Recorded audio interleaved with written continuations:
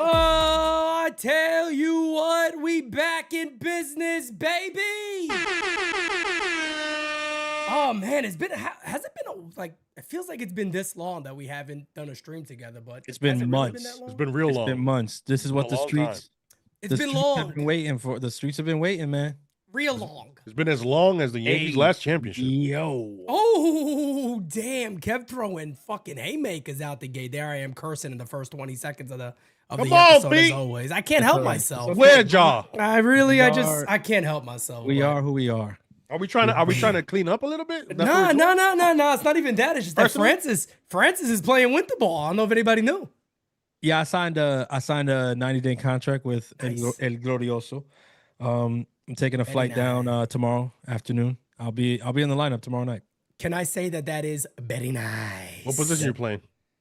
Actually, I'm utility right now. You look like a light-skinned Bonifacio, I'll be honest with you. Tell you what. Ladies and gentlemen, do we have a show for you? I'm going to be honest with you guys. If you're coming on tonight to hear Positive Pete, you ain't going to get it. Oh, shit, you're not? No, I listened to Brian Cashman today, and I tell you what, this team just keeps throwing me down the ground and just stomping on my ball sack, to be quite honest with you, because that's how upset I am with this club right now. I know Francis ain't smiling that long. No, he froze. There he goes. I was about to say there is no way Francis is smiling that long. He froze. I was like, that was the longest smile, and his face didn't move. I was like, nah, he had to freeze. Bro, what the hell happened? I don't know, but I was like, there is no way that was a straight smile for that long. Bro? Hell no. We got a super chat. They need to help. Oh, Alex, quick with the shit, Alex, you need help, bro. Help, brother. I know. Help, man. It's funny. Leave my mic, bro. Stop moving, man. I gotta let the Aguiluchos get their stuff. You know, they only come out when their team does well. So let them. I'm always here, even when we suck. Let them talk.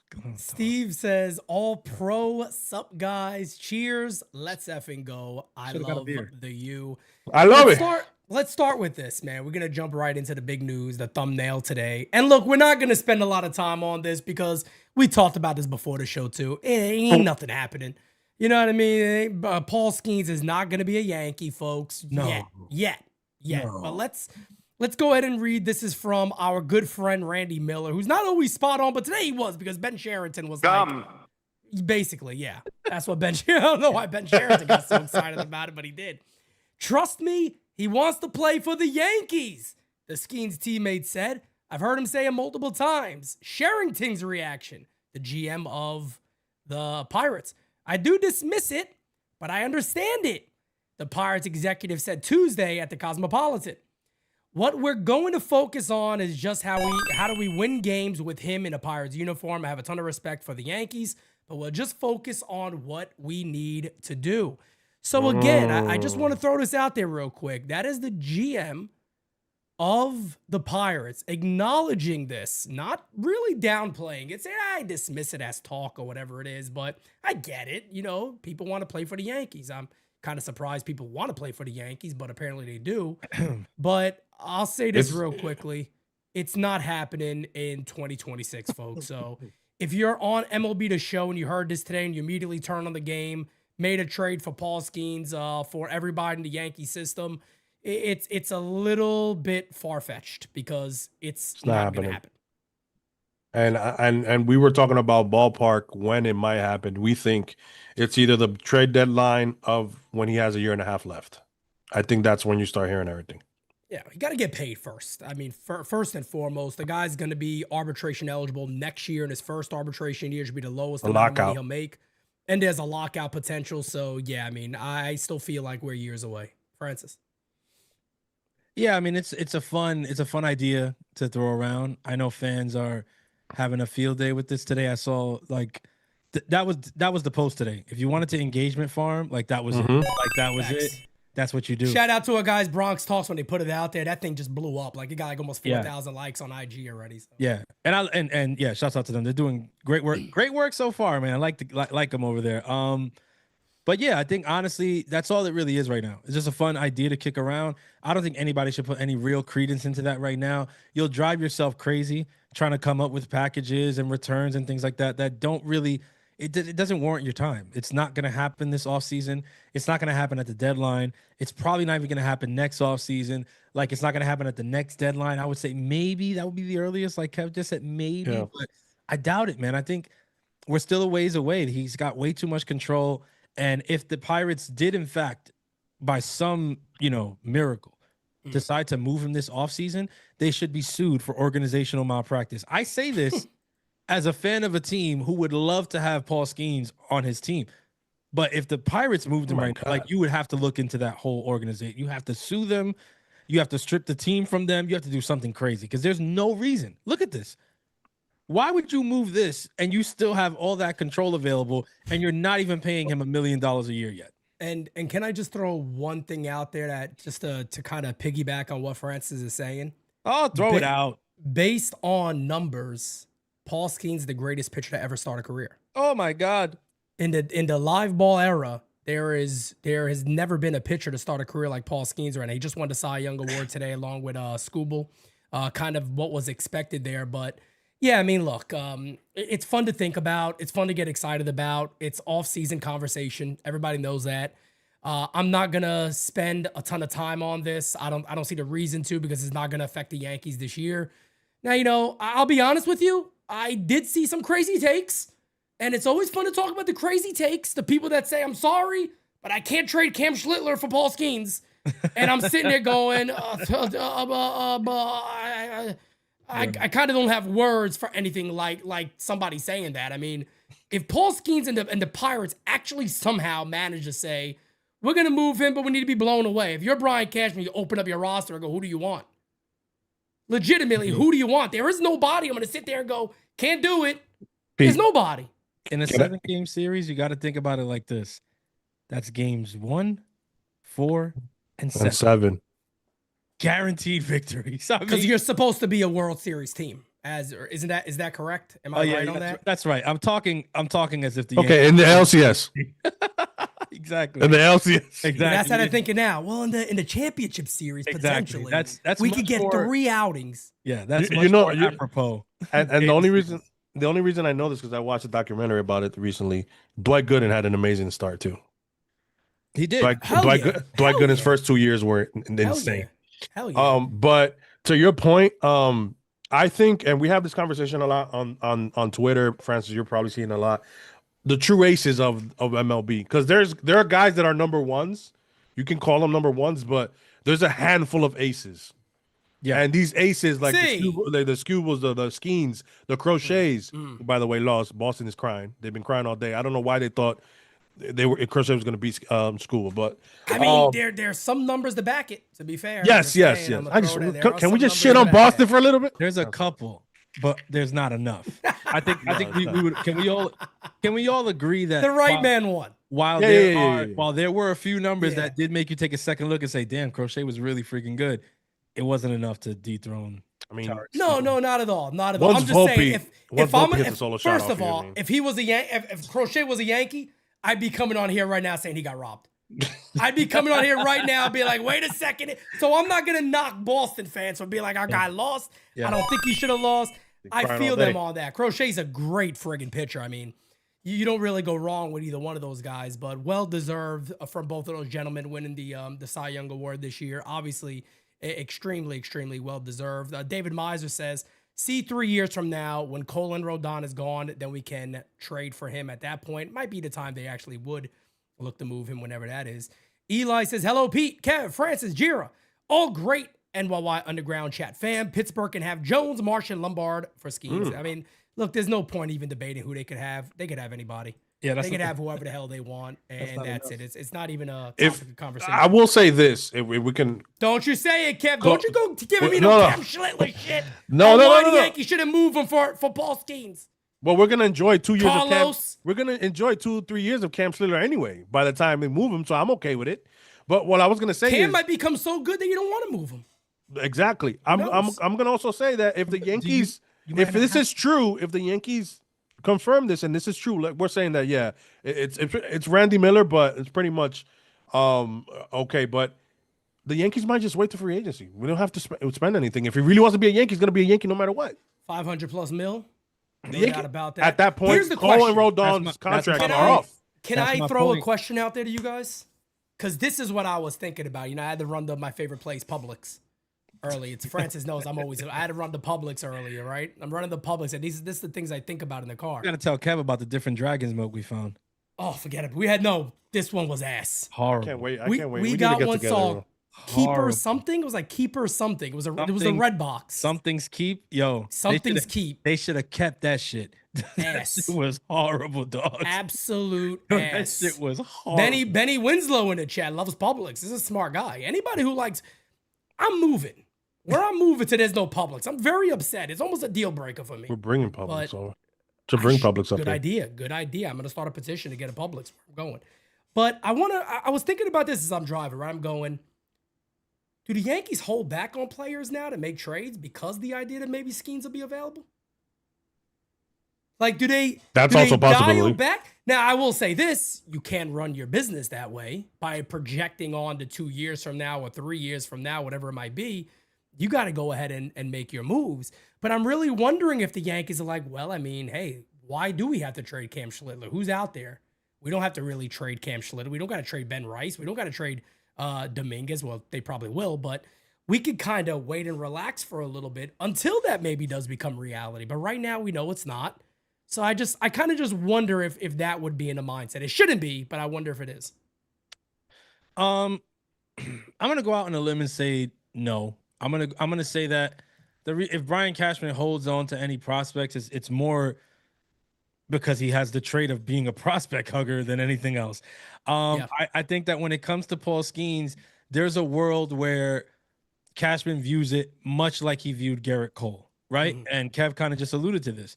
Even when we get close to Paul Skenes trade becoming likely, I still doubt that the Yankees are the team that partner up with him. Now we can make the argument till we're blue in the face. We did it with Soto, right?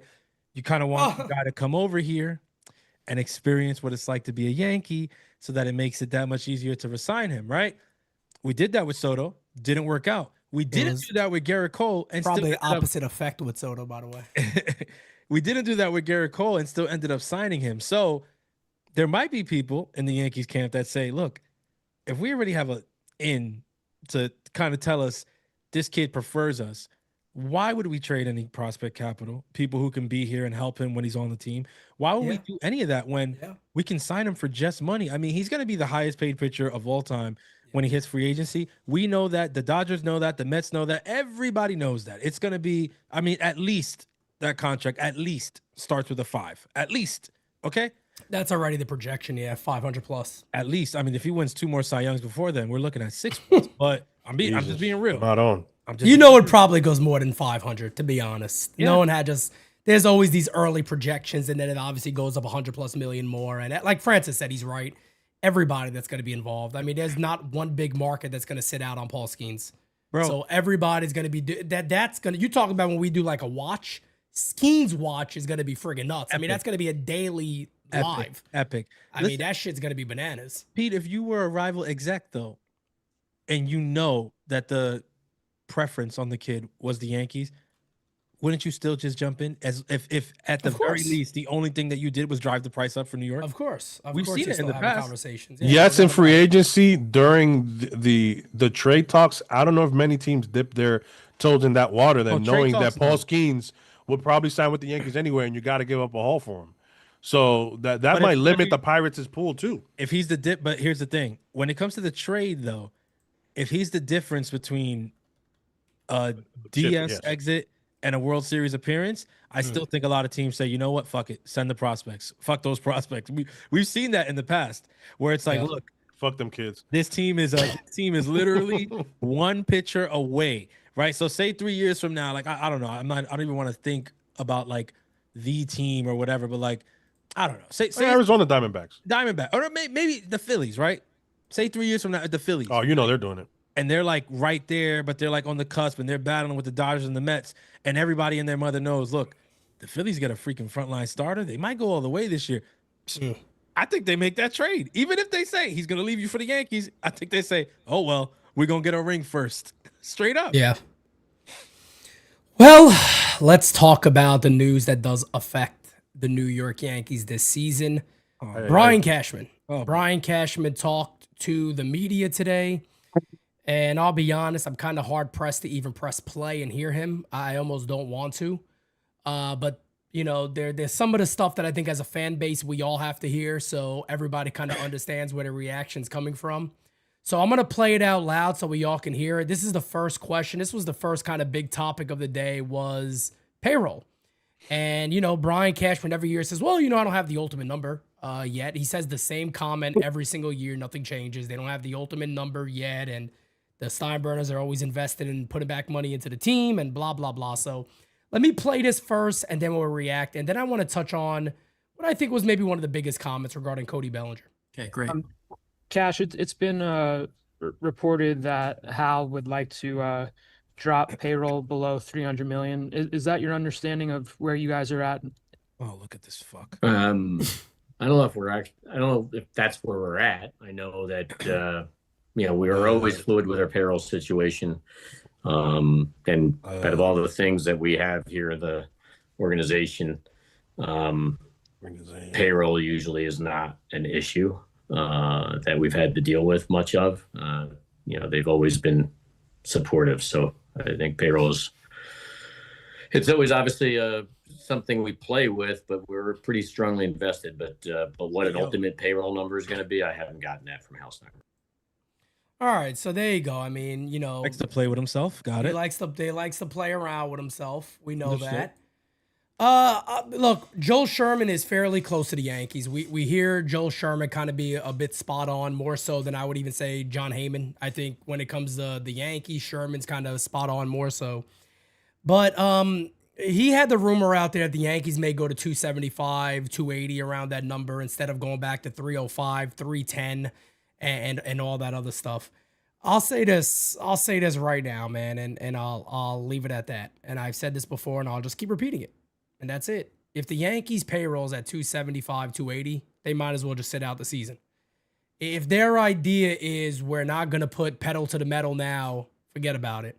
Just give up the year. I mean, there is no hope in this team winning a damn thing if the New York Yankees are gonna decide once again, we're going to sit out on the A card and we'll try to settle on the B card, C card, D card. If that's the case for this club, honestly, just give it up. And throughout the whole Brian Cashman conversation, you're going to hear him. And a lot of the stuff he says, it's very, I know he doesn't show his hand, and I get it. You know, sometimes Brian Cashman sounds like he's just beating a dead horse, and then all of a sudden he makes a move. You're like, oh, good, that's a good move. But really, based on kind of where Joe Sherman laid it out also today, talking about Cody Bellinger is the 1A. That's the guy they're begging to get back. They want a relief pitcher who could get the final 6 outs. They want a starter. Here's the worst one. They want a starter like a Lucas Giolito who could be a Band-Aid till we get Cole and Rodon back. And then they're throwing there, and they want Ahmed Rosario back. If that's the Yankees offseason, go to fuck home now. Go home now. I don't need to watch a repeat of last year. There's no point. It won't. The worst thing is that is like it won't be a repeat disgusting. of last year. It'll be worse. It'll be worse. It's that if that's the offseason, the New York Yankees are going to get exactly what they pay for. They are going to get their asses handed to them by the Boston Red Sox and again by the Toronto Blue Jays, because both of those teams that I just mentioned are planning to be very aggressive in the offseason this winter. So these are teams that arguably were already better than the Yankees in 2025. Now you can make the argument, because the Yankees beat the Red Sox in the wild card series, that the Yankees were the better team, right? I mean, I made that very same argument throughout the year. To be fair, we all did. So I just want to throw that out there. I said it throughout the year when we were getting a lot of shit that all the Red Sox, I was like, I don't know. The Red Sox, a lot of things I don't believe in, whatever. And then we got to that wild card series, saw, just how good Crochet was in that game. And then how good Bayo could have been. And then the guy that they pitched in game 3, right? His 4th major league start. He looked very good. If not for a couple mistakes, He was phenomenal. Okay, and they're talking about adding to that team, and they're going to get Roman Anthony back, and they're probably going to retain Bregman. And they're guys, what are we talking? And I don't even got to. Why do I got to bring up the Blue Jays? The ones that just went to the World Series, took the Dodgers to 7. That team is talking about being aggressive. There's rumors and whispers out there that they might be the team that lands Kyle Tucker. Yep. And the Yankees are sitting here talking about, Enbo. They said they could get. They believe they could fit both of them. Of course Easy. they can fit. Hey Pete, there's no doubt. There's no doubt in my mind they can fit both of those players. The Blue Jays have the available space, right? You want to look at luxury tax, payroll, all that. They have it. The issue with the Blue Jays has always been them actually putting their money where their mouth is. It's not for lack of money, but again, I know that the real estate in Canada, everything is different. I understand it. Like running a team in Canada is different than running a major league. Also more taxes. It's very different. So when they bulk at, going really deep in free agency, I always kind of get it. It sucks for the fans, but I kind of get it. But you just took the freaking Dodgers to 7. And if it wasn't for, I mean, literally, you get a bounce here or there, and you're the one holding that damn trophy. I mean, how do you not go all in and say, yo, we're right freaking there? Bro, they were 2 outs away from winning the World Series. Yesevich is a freaking stud. Or a sack fly. Literally. Yep. 2 outs away. Miguel Rojas is literally the reason they're not World Series winners. A lead. I think a IKF proper lead off of third base. IKF sliding and that sliding that way is the dumbest thing ever. Like, slide head first or you don't slide at all. Well, it's funny too because I don't know if you guys saw the clip. They were showing it when Vladdy scored against the Yankees, and he was scoring around, and he just did a Superman dives. Like, I'm scoring. There's nobody getting me. And I gotta and I was like, IKF was like, it's the bottom of the second. I was one of them. I was one of them killing. It's not to win the World Series here. Well, I was the one killing IKF's leads to Francis' point, and they showed a video where the third baseman lined where he wanted him to be. So the third baseman told him not to take that lead also. So, but like you said, man, like that third base. Yeah, at that point, fuck that. You gotta trust yourself too a little bit. Yeah, man. You can take a bigger lead than that. Come on. Okay, but here's my problem. How many people run through stop signs? I saw Vladdy run through stop signs. I mean, I'm not saying IKF is. Go back and watch the play again. When the pitch is thrown, you can get as far off that bag you want. His secondary. His secondary was hard. The ball was hit, and he wasn't even off the bag. More I should have been more specific. When I referenced the lead, secondary. I'm referencing more so the secondary lead. I understand that, and no one knows that. It's 2 hops. The preliminary lead. You do not want to get picked off. There's no reason. Third base. You can't make the last reason. Base. You can't. I understand that. When I make the reference, it's the secondary. I mean, the dude is playing the ball already. As if man barely moved. Like, what's going on here? I get it. The ball was hit hard. It was hit relatively hard, but I still find it very hard to believe that a better jump, a better secondary lead, and they're not World Series champions. I'm also gonna say this, Francis, to this point. IKF is your fastest runner on your bench. You know, like sometimes the Yankees have. Well, Bo was hurt, so they had to take him out. Bo they didn't want him running the bases. The issue wasn't they weren't trying to get the fastest guy in there. They were trying to get Bo out of running and still get somebody who scores there. Who could play defense in case he didn't score. Bo legitimately played on one leg because there was a ball he hit in the gap and he stayed at first base. He's like, no, you can't stretch it. You can't stretch it at all. Like, just stay at first. That's we'll talk about him more, but that man's impressive as shit, man. He re-injured it during the ALCS when he tried to come back before the ALCS. Yep. The way that he re-injured warm-ups was running around the bases trying to like test it. Let me see if I could hit a ball in the gap, and he got hurt again. So they're like, "Yo, you're playing in the World Series, but you're staying one unless you put it over the wall." Yep. Alex in the super chat says Aguilas just bunted in a run, something the Yankees can't do. 5-3 in the 8th. Nobody True bunted North. the Yankees. Our friend True North says, do the Yankees bring back Devin Williams? Well, hopefully he goes to the team he originally wanted to go to. There's already rumors. The Dodgers. So, There's already rumored. I'm okay. There's already with him. rumors. God bless him. Dodgers want him. Yeah, Good. I go to the Dodgers.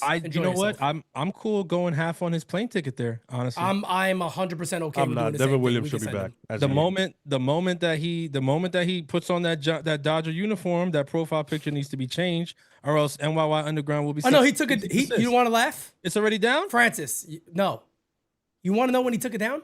When we tagged him in the most recent one, tell him to take that shit down. The next day it was off. As Jira said he took it off already. He watched the video, That's and I'll right. say it right now. I don't care if Devin sees it. You can tag his ass again.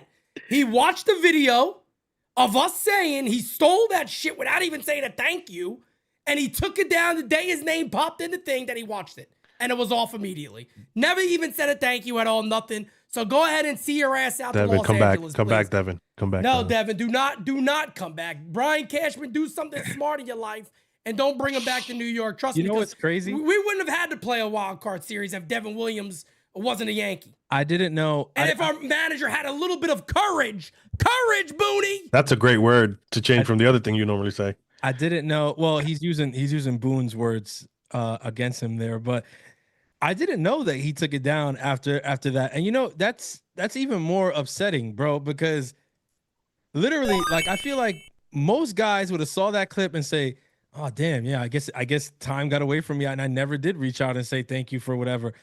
You got the tag from the people who created it, and your response, instead of saying, "Hey, my bad, I should have definitely reached out to you guys sooner. Thank you for the picture. It was dope," or whatever.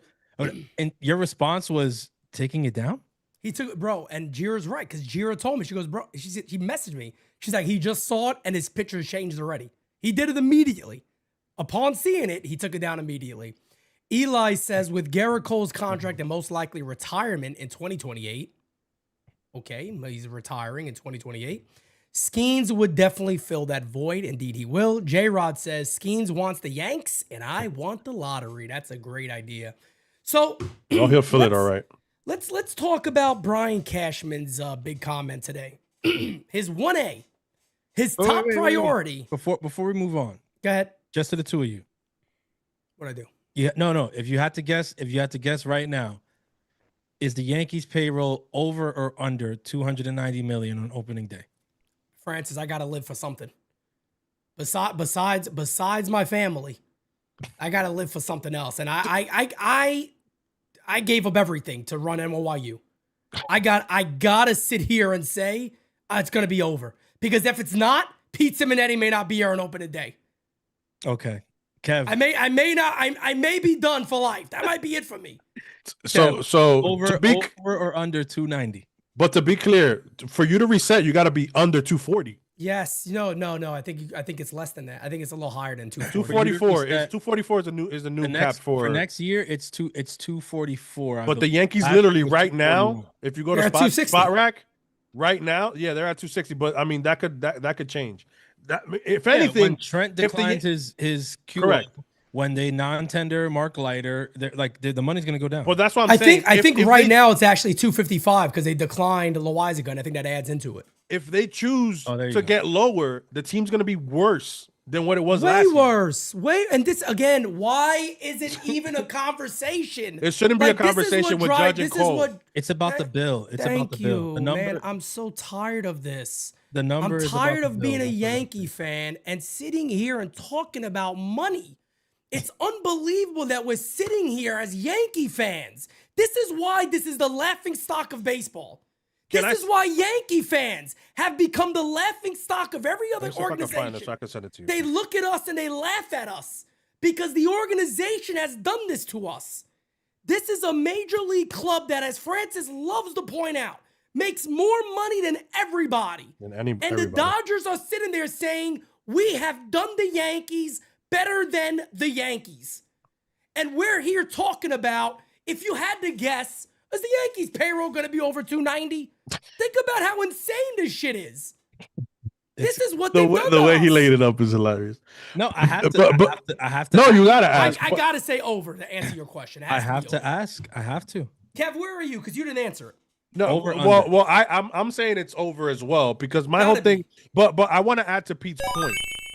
You cannot sit there as the owner of the New York Yankees. The GM has he has to say what the owner says. So, but as the owner of the New York Yankees, and tell me that 305 million, 310 million is not sustainable when you make $700 million in revenue every single year, because us fans, hardworking fucking fans, pay $50 a fucking parking, pay $150 average per ticket, spend another $150 average on food and fucking and Bud Light, spend another $100 on merchandise. Why am I Bud Light? Don't you? Because I love Bud Light.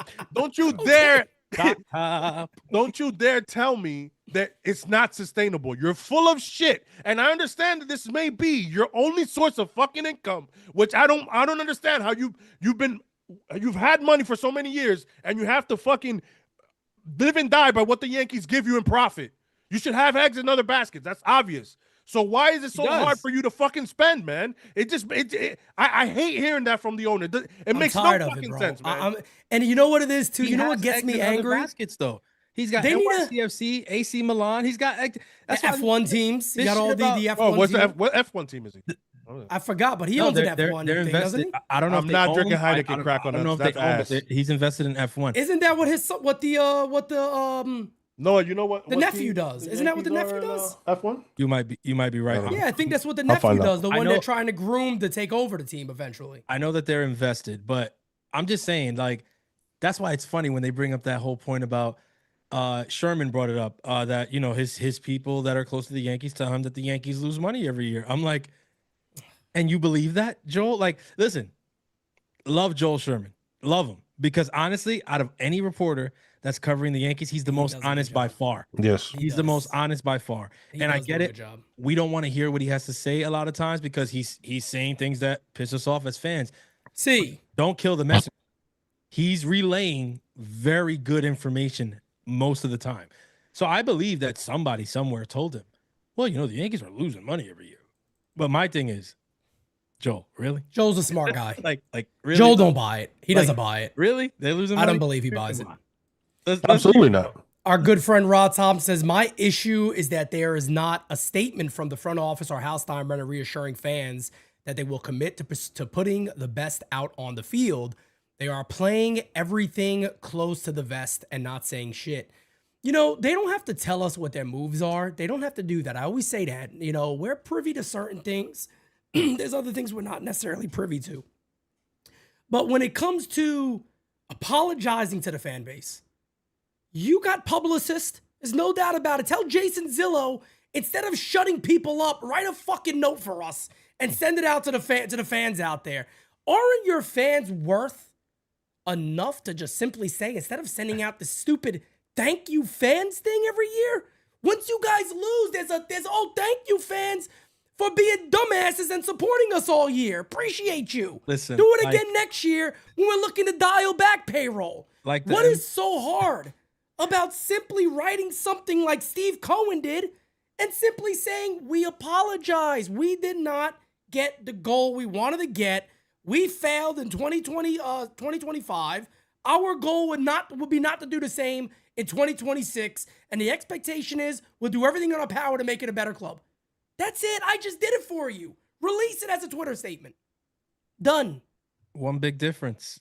Steve Cohen's a fan of his team. Hal's not. There you go. Pete, look, to me, that's the biggest difference. I mean, I laugh because we couldn't even get a Chat GPT apology from this guy.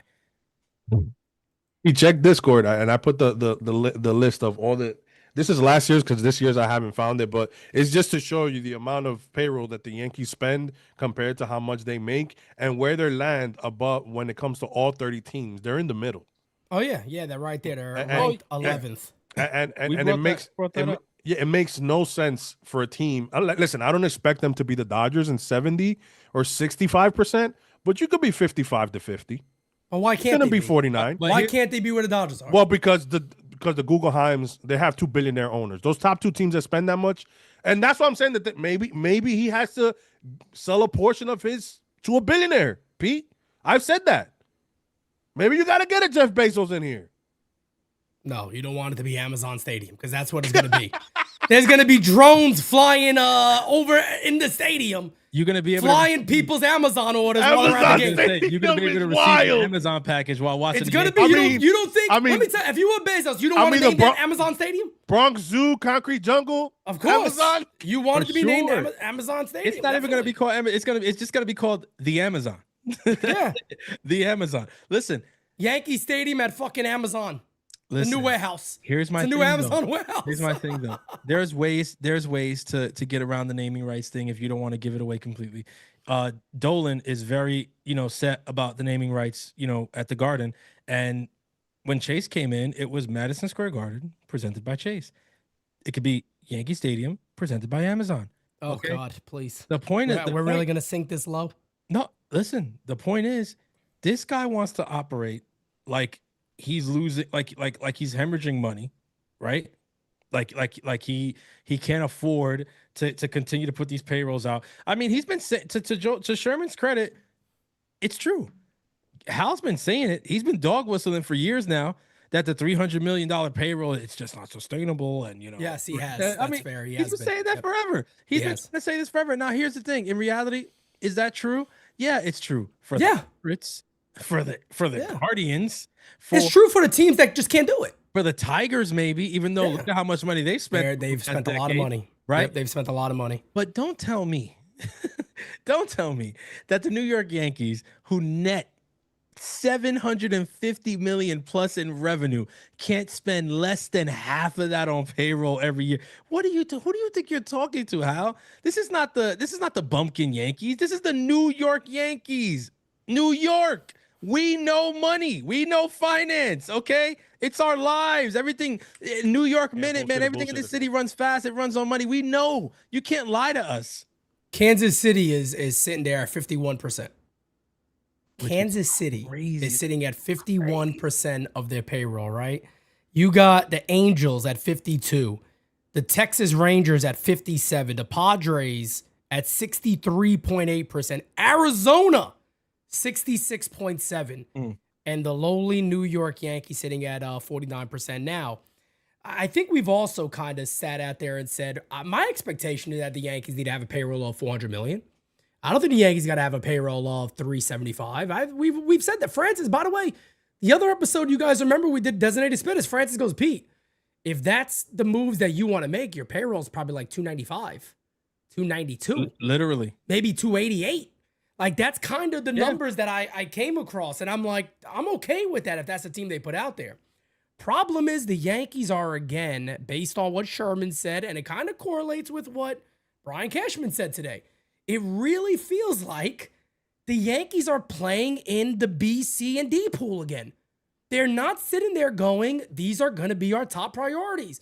Bro, they asked them today. I'm going to just jump the shortstop before we get to Cody Bellinger again real quick. Mm-hmm. They said, so basically if the season, you know, would you say that Jose Caballero will be your starting shortstop? Well, you know, if the season started today, yeah. I mean, the season started right now, it would be. But he literally said, what's the word he used? I want to remember the word he used. The expandables, maybe he said something like that, of other clubs. Maybe we could find one of those guys. And I'm like, that's how you're talking? He said the expendables. The expendables of other clubs? Yeah. They might come along, and that's your shortstop? Shortstop for the New York Yankees. The Expendables is a bad Stallone movie. It's not supposed to be the. Well, hold on. Well, hold on. 1 and 2, the couple of them were good. 1 and 2 were good. After 1 that, and 2 were good. Then it got a little bad. Guys, we're not. Sylvester, 1 and 2 were good. I love you, Sly. Listen, I love Sly too. Tulsa King. Oh, Chris great is show. gonna get you. Oh, Tulsa King is phenomenal. I haven't watched the new season. Take it easy, everyone. Don't put no spoilers for the new season yet. I'm not gonna spoil it. The New York Brewers. But Expendables is a very wild term. But that is the word he used, right? No, yeah. You're right. You're right. That's insane. That's an asinine fucking statement from our that's how GM. he speaks. That wasn't even the worst one. This is the position that Derek Jeter handled. Derek Jeter. Well, the best guy we've had had since Jeter is the one after that, Didi. Didi was the best Yankee shortstop since Derek Jeter. There's no doubt about that. Absolutely. There's no doubt about that. And it's just, it just goes to, why are the Yankees navigating like this? Now, look, do I sit there and expect that Brian Cashman to go, yeah, you know, shortstop's up in the air. You know, we like Bo Bichette. We want to go out there and get, no. I don't expect that, but you're the GM of the Yankees, bro. You talk about expendables is wild. The expendables of other clubs that could come along. We'll see where that takes us, and we go from there. I'm like, you're going to literally come out on November 12th and say you're dumpster diving? Shopping in the clearance rack. You're waiting to go shopping at fucking Burlington Coat Factory. That would be Goodwill.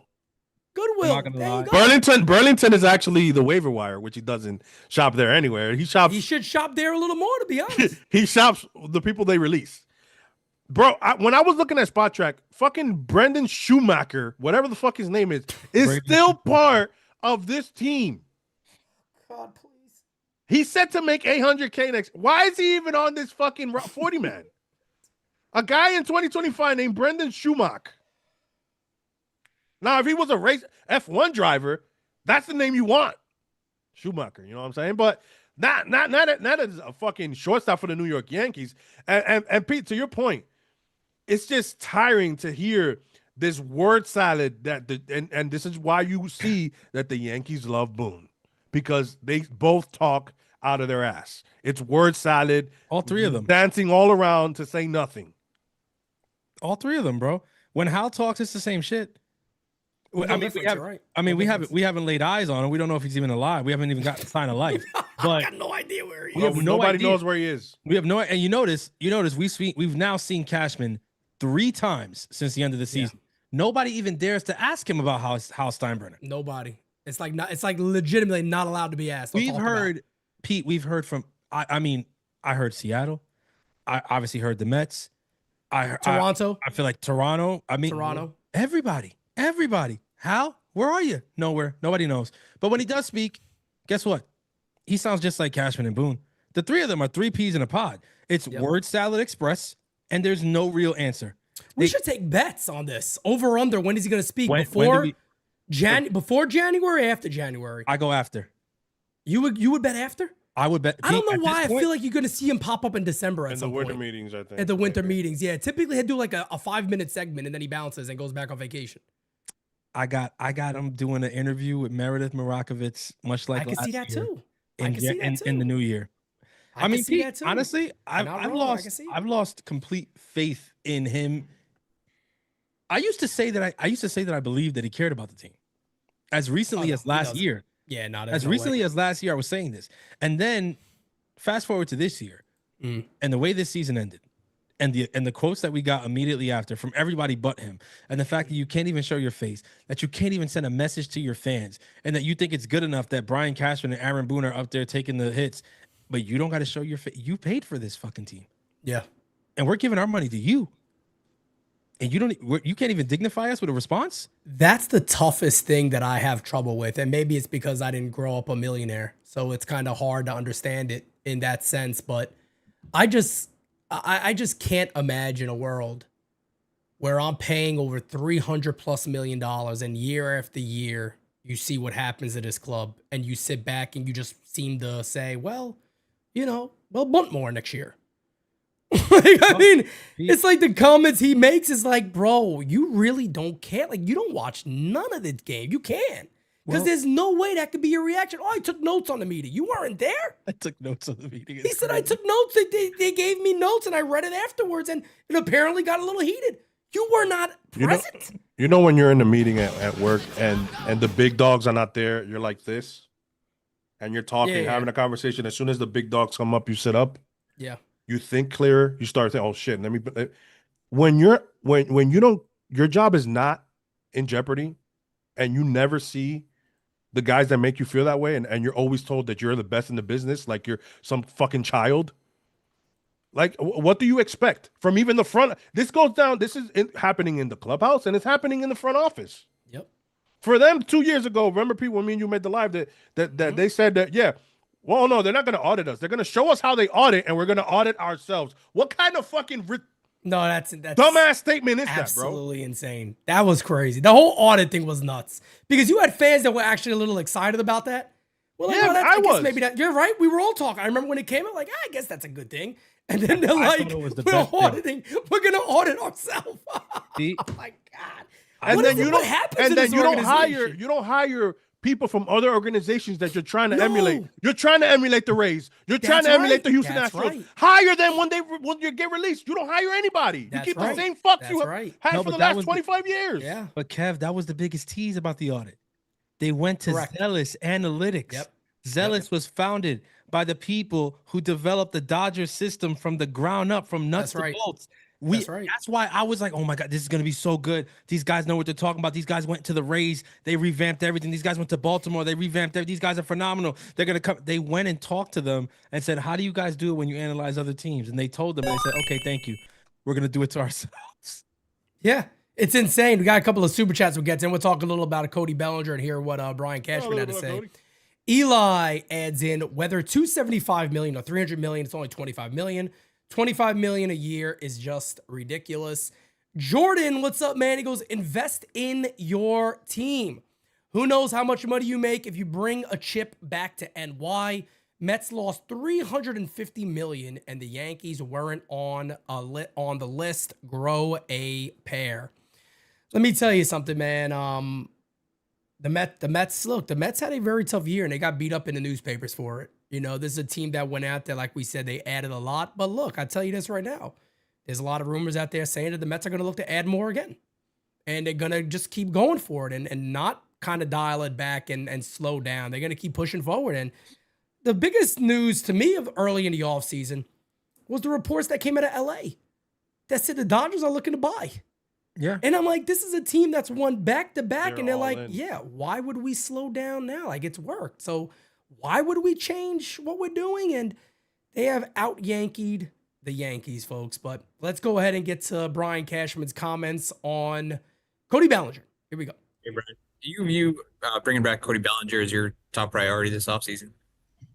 I mean, we're very interested in bringing him back. You know, obviously now that he's a free agent, you know, he's gonna have a lot of choices, you know, because he can do a lot of different things. So he was a terrific addition for us last year. Played a big role in the amount of success we wound up having, and certainly would love to have him come back to us.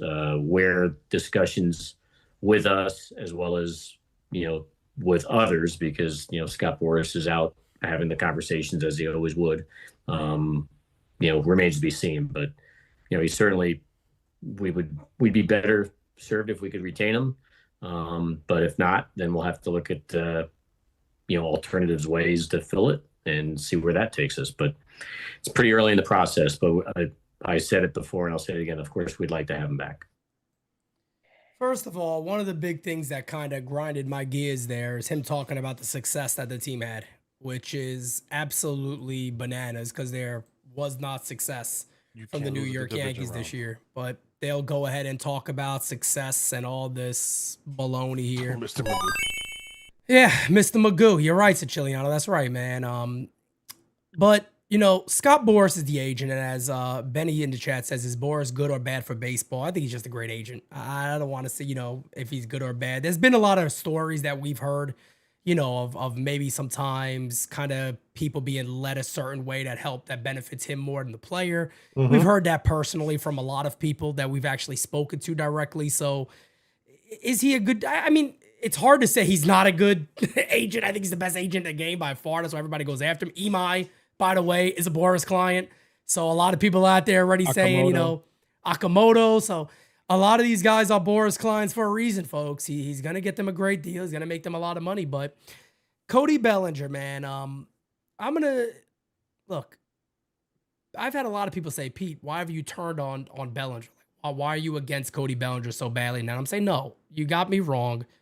A lot of us here were very happy when the trade happened. We said they basically got him for nothing. Cody Bellinger's a good ball player. We think he's going to make the team better. And he does make the team better. The thing with Cody Bellinger that drives me bananas is that we gotta be smarter here, right? We gotta be smart. Hirsch, what's up, man? We gotta be smart here. Cody Bellinger's not gonna get a 3-year deal. He's probably not gonna get a 4-year deal. If you're the Yankees, do you really want to commit $100+ million to Cody Bellinger over 5-6 years? I don't. I'm sorry. I don't want to do that. Cody Bellinger has not been the super consistent player.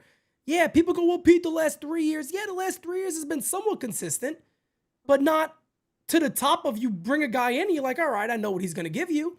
I don't think it would shock anybody next year if Cody Bellinger never has the year he had last year with the Yankees, if they signed him to 4 years. I think there's a possibility he doesn't. But my thing is, nah, man. Cody's, what is his age again? 30? He's going to be playing his age 31 season. 31. He'll be playing his 31 season. Age 31 next season. Nah, man. I'm not for it. I'm not for it. Look, and me saying this, I'm not supporting saying do this. I'm not supporting saying bring up Spencer Jones or Jason Dominguez. I'm not supporting that. But what I'm saying is don't act like there's nobody else out there you can't go get. Don't act like there's not potential trades. Don't act like there's not better players you can get. Francis is on record saying this.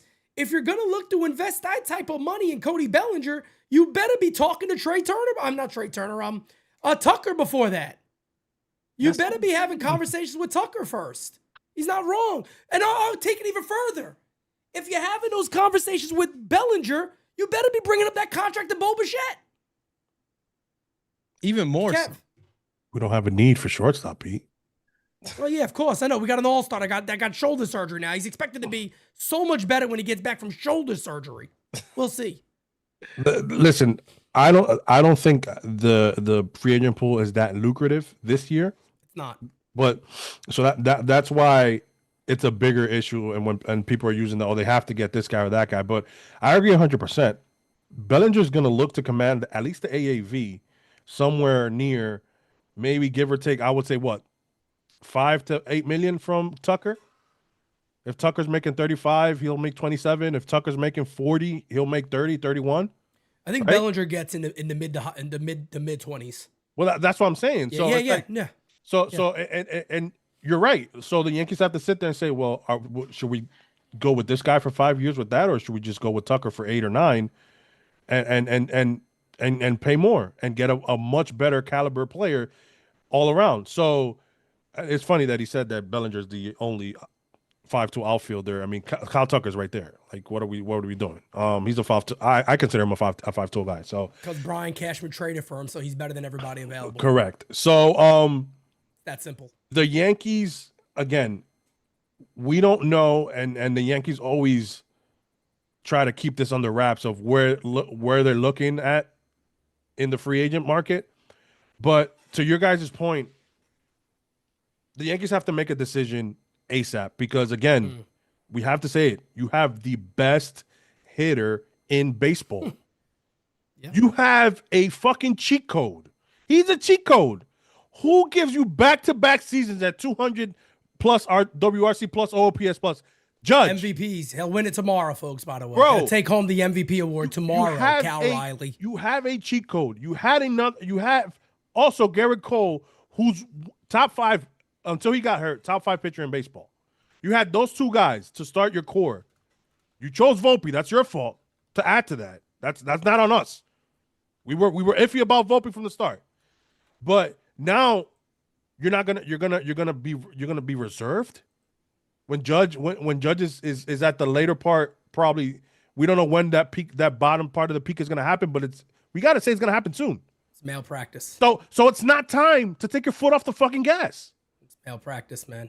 It's So us as Yankee fans, I'm telling you, bro, if the Yankees go out and they miss out on Bellinger because he's too much, and they don't even go after Tucker, and they don't even get Bo or anything, and they just patch up these holes, I'm sorry, the Yankee fans this year might have to really consider, you know what I'm talking about, a fucking boycott. And it sounds crazy.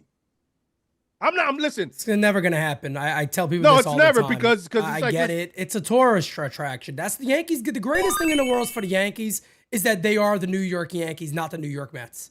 No, absolutely. And that's not me beating up the Mets. It's true though. Citi Field's not a tourist attraction.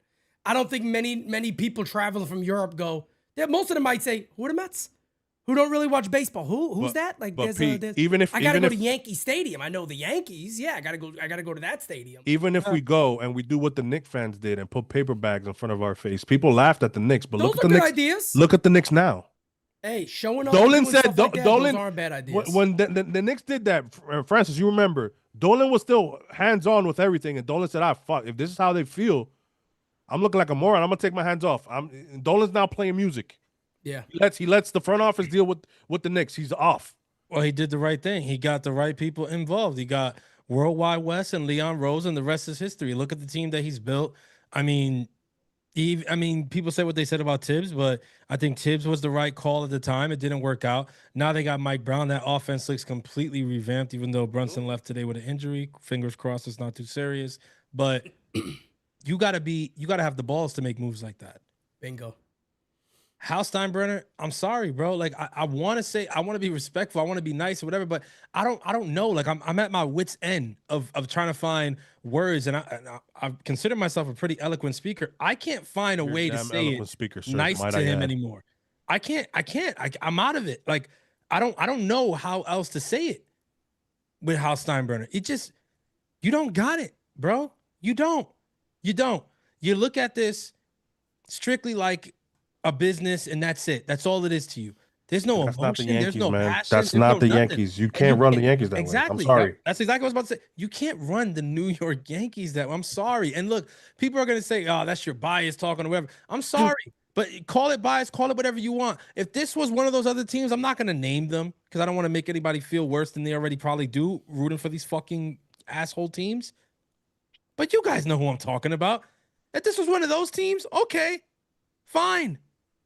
But this is not. This is the Yankees. This is one of the most storied franchises in baseball. I mean, how much longer? How much longer are you just gonna sit there and throw away $300 million? I mean, when Pete said it before, the only thing my mind goes to is there's only one way that somebody would be comfortable throwing away $300 million every year, and that's if they were worth way more than the 2 point whatever or $3 billion that they say that they're worth. That's exactly right. Exactly right. Sorry. And I mean, and you know, total asset wise alone, I mean, assets do count into worth. And you're talking about the Yankees, you're talking about the soccer team and all that. Who the hell knows how many? I think the Yankees said they would sell at what, 16 billion, including the Yes Network. So I'm like, easily. I'm like, that's a joke. Like, come on now. You're talking about the most storied, and the reason that is because they are the most storied franchise in all of sports. So unfortunately, we're not run that way no more.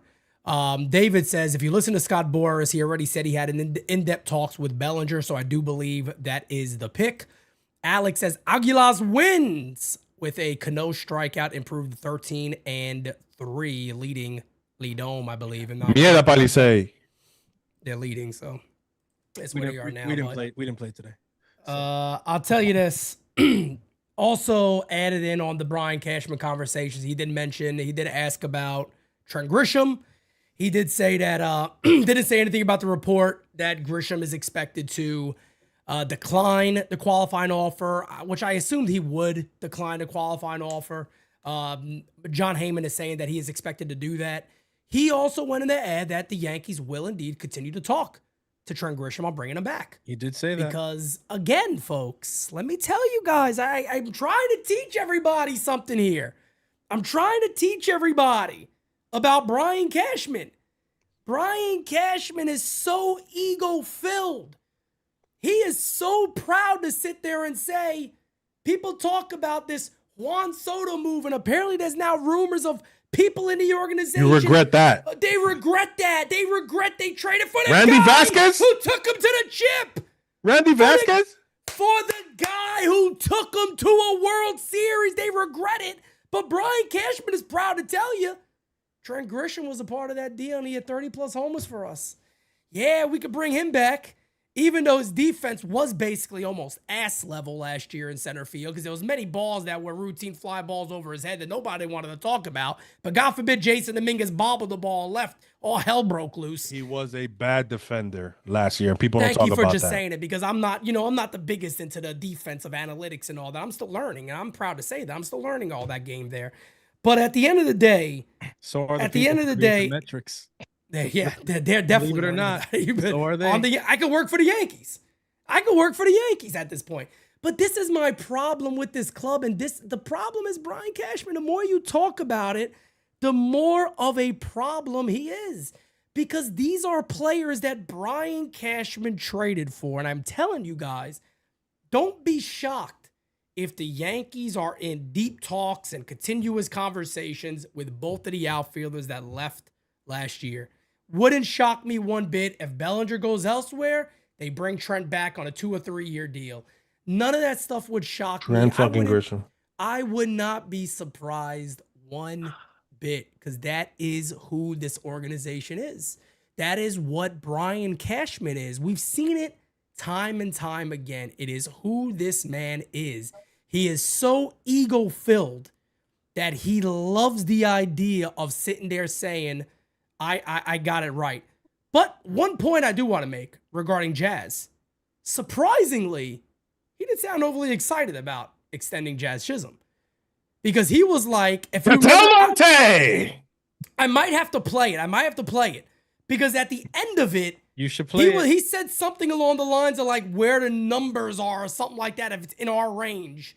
And Andy said that. Predicted this. And Andy said that as like he's alluding to the Aaron Hicks deal before and other deals when they extend. And Yeah, he said something like along the him, lines of the essentially. That's what he did. Correct. He compared him to Hicks and Severino, which is what I said weeks ago. I just got a feeling that that's how they look at him, which is crazy. We should play it. And I'm going to play it. I'm going to play it right now. But Francis also said that he believes Jazz is going to play his hand out of the Yankees because he's going to want way more than they're ever going to give him. Exactly. Which I could certainly see because that sounds like it's right up Jazz's alley, to be honest. But here we go. Let's get to the next. Let's get to this quote from Brian Cashman. During the season, Jazz had expressed an openness of wanting to be a Yankee long term. Have you had any discussions with him and his agent about a long term extension? Haven't yet. So not sure, how that will play out. Brody Van Wagenen and I, we spoke up as early as today. Jazz certainly came up, and he's been a great addition. He's obviously approaching free agency, which puts some pressure on. Do you make a decision now or do you wait? You've seen, our past how that's played out to some degree. So I don't have an answer to the question, but clearly with his service time, he's earned the right. He's 1 year away from free agency. He's, one of the best second basemen in the game, an all-star last year. And another one I mentioned earlier, Grisham and Bellinger, and another one that had a big reason for our success. So I guess that remains to be seen, but we have not had any conversations outside of, he's looking forward to playing next year. He loves playing here. And if we're open, if you want to have a legitimate conversation about value, open to a longer term conversation. There it is. That's the quote right there. If you want to have a legitimate conversation about value, that's the conversation right there. That is the part that made my eyebrows go up. And I'm sitting there looking around and I'm kind of falling along the side of Francis here. If you got any idea, understanding that, hey, this guy's way out of our friggin' price range. Like, we're not comfortable doing that. For sure. Deal him now when that value is through the roof. Jazz's value would never go higher, by the way. It won't right now. And I hate saying that because I'm a fan of Jazz. I like him. But, yeah, man. I mean, when he said that comment, he was like,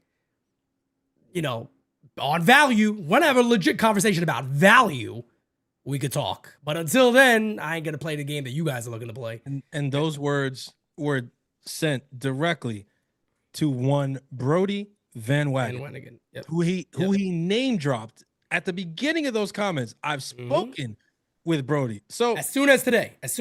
So as recently as today. So, okay. So you're comfortable saying that the conversation's already been broached. The topic has already been put on the table of extension. Definitely. And we knew that this was coming because Jazz Chisholm made it abundantly clear throughout this season that he loves being a Yankee. He loves wearing the pinstripes. He loves playing in the Bronx. He loves being here. He loves the New York energy. He loves it. And he said on more than one occasion that he could definitely see himself being here long term. So the most natural next step for his agent would be to go and talk to the team in the offseason and see what's up. Well, it sounds like the initial conversation wasn't a conversation that the Yankees were willing to entertain, which is exactly what I thought would happen. Because knowing Jazz and who Jazz believes himself to be, and I'm not saying that he's actually that far off from who he believes himself to be, because he's a really good ball player. Again, we can't discount 40 stolen bases, 30 plus home runs, and that being done in a season where you can count tons of misses on both. And he missed time. Exactly. But there's also times where he was getting on base in the year, and we're like, why doesn't he go there? Why isn't he being sent there? Why is he not going? There's also times where times where he missed time. There's also slumps that happened that were kind of elongated and maybe could have been shortened if things went differently or whatever. That turns that 30 plus home runs into closer to 35, 36 home runs. You're talking about a possible 40-40 guy. We said 30-30 going into last year, but this is a guy who at least one time in his career, if he clears 40-40, would it surprise anybody? I don't think so. Not at all. I don't think so. Not with the bigger bases and the new rules that promote offense. I think Jazz can 1000% have a 40-40 season. So Jazz also knowing that, and Brody Van Wagenen also knowing that, you can be pretty clear about what they're asking for in terms of an extension here. You're talking about buying out my last year of arbitration and then taking away my only good year of free agency. Yeah, that's going to cost you. That's going to cost you. Yep. I was literally looking at Savant right now. The funny thing is about Jazz, I don't know, maybe you guys could correct me if I'm wrong, but I swear I seen a stat that said he was the least clutch player in baseball this year. You did. Somebody Was that mentioned accurate? that. Yes. I think That was Christian said accurate. it So their stat in our chat. that's also a That's where it might have been from, yeah. But I know I saw it somewhere that it said he was apparently the least clutch player in baseball this year, which is Pete, I love him. That's nuts, man. I love the dynamic that he brings to the lineup when he's on the bases. same. Yeah. He scored a key run in that Boston series. We can't take that away from him. But you can First to home. Is that the one first to home you talking about? Yeah, first to home. you can only you can count with your hand the playoff moments he'd had in 2 full years. And the Yankees went to the World Series last year, and this year to the ALDS. So he hasn't hit the way we've wanted him to hit in the postseason. You have to start thinking about that. I was having a conversation with somebody else. Well, for example, Ketel Marte, and they're like, "Well, how much better can Ketel Marte make you?" And I'm like, "See, this is the issue when people bring up this type of thinking, because that's exactly what the Yankee front office says. But if you already have the sauce for the regular season, you should be shopping for players that have good postseason records or good postseason pasts. Ketel Marte, it's been a small sample size, but he's been in 2 occasions in the playoffs. I believe it's 2023 their run, and then 2017. Both those instances, Ketel Marte was phenomenal in the playoffs.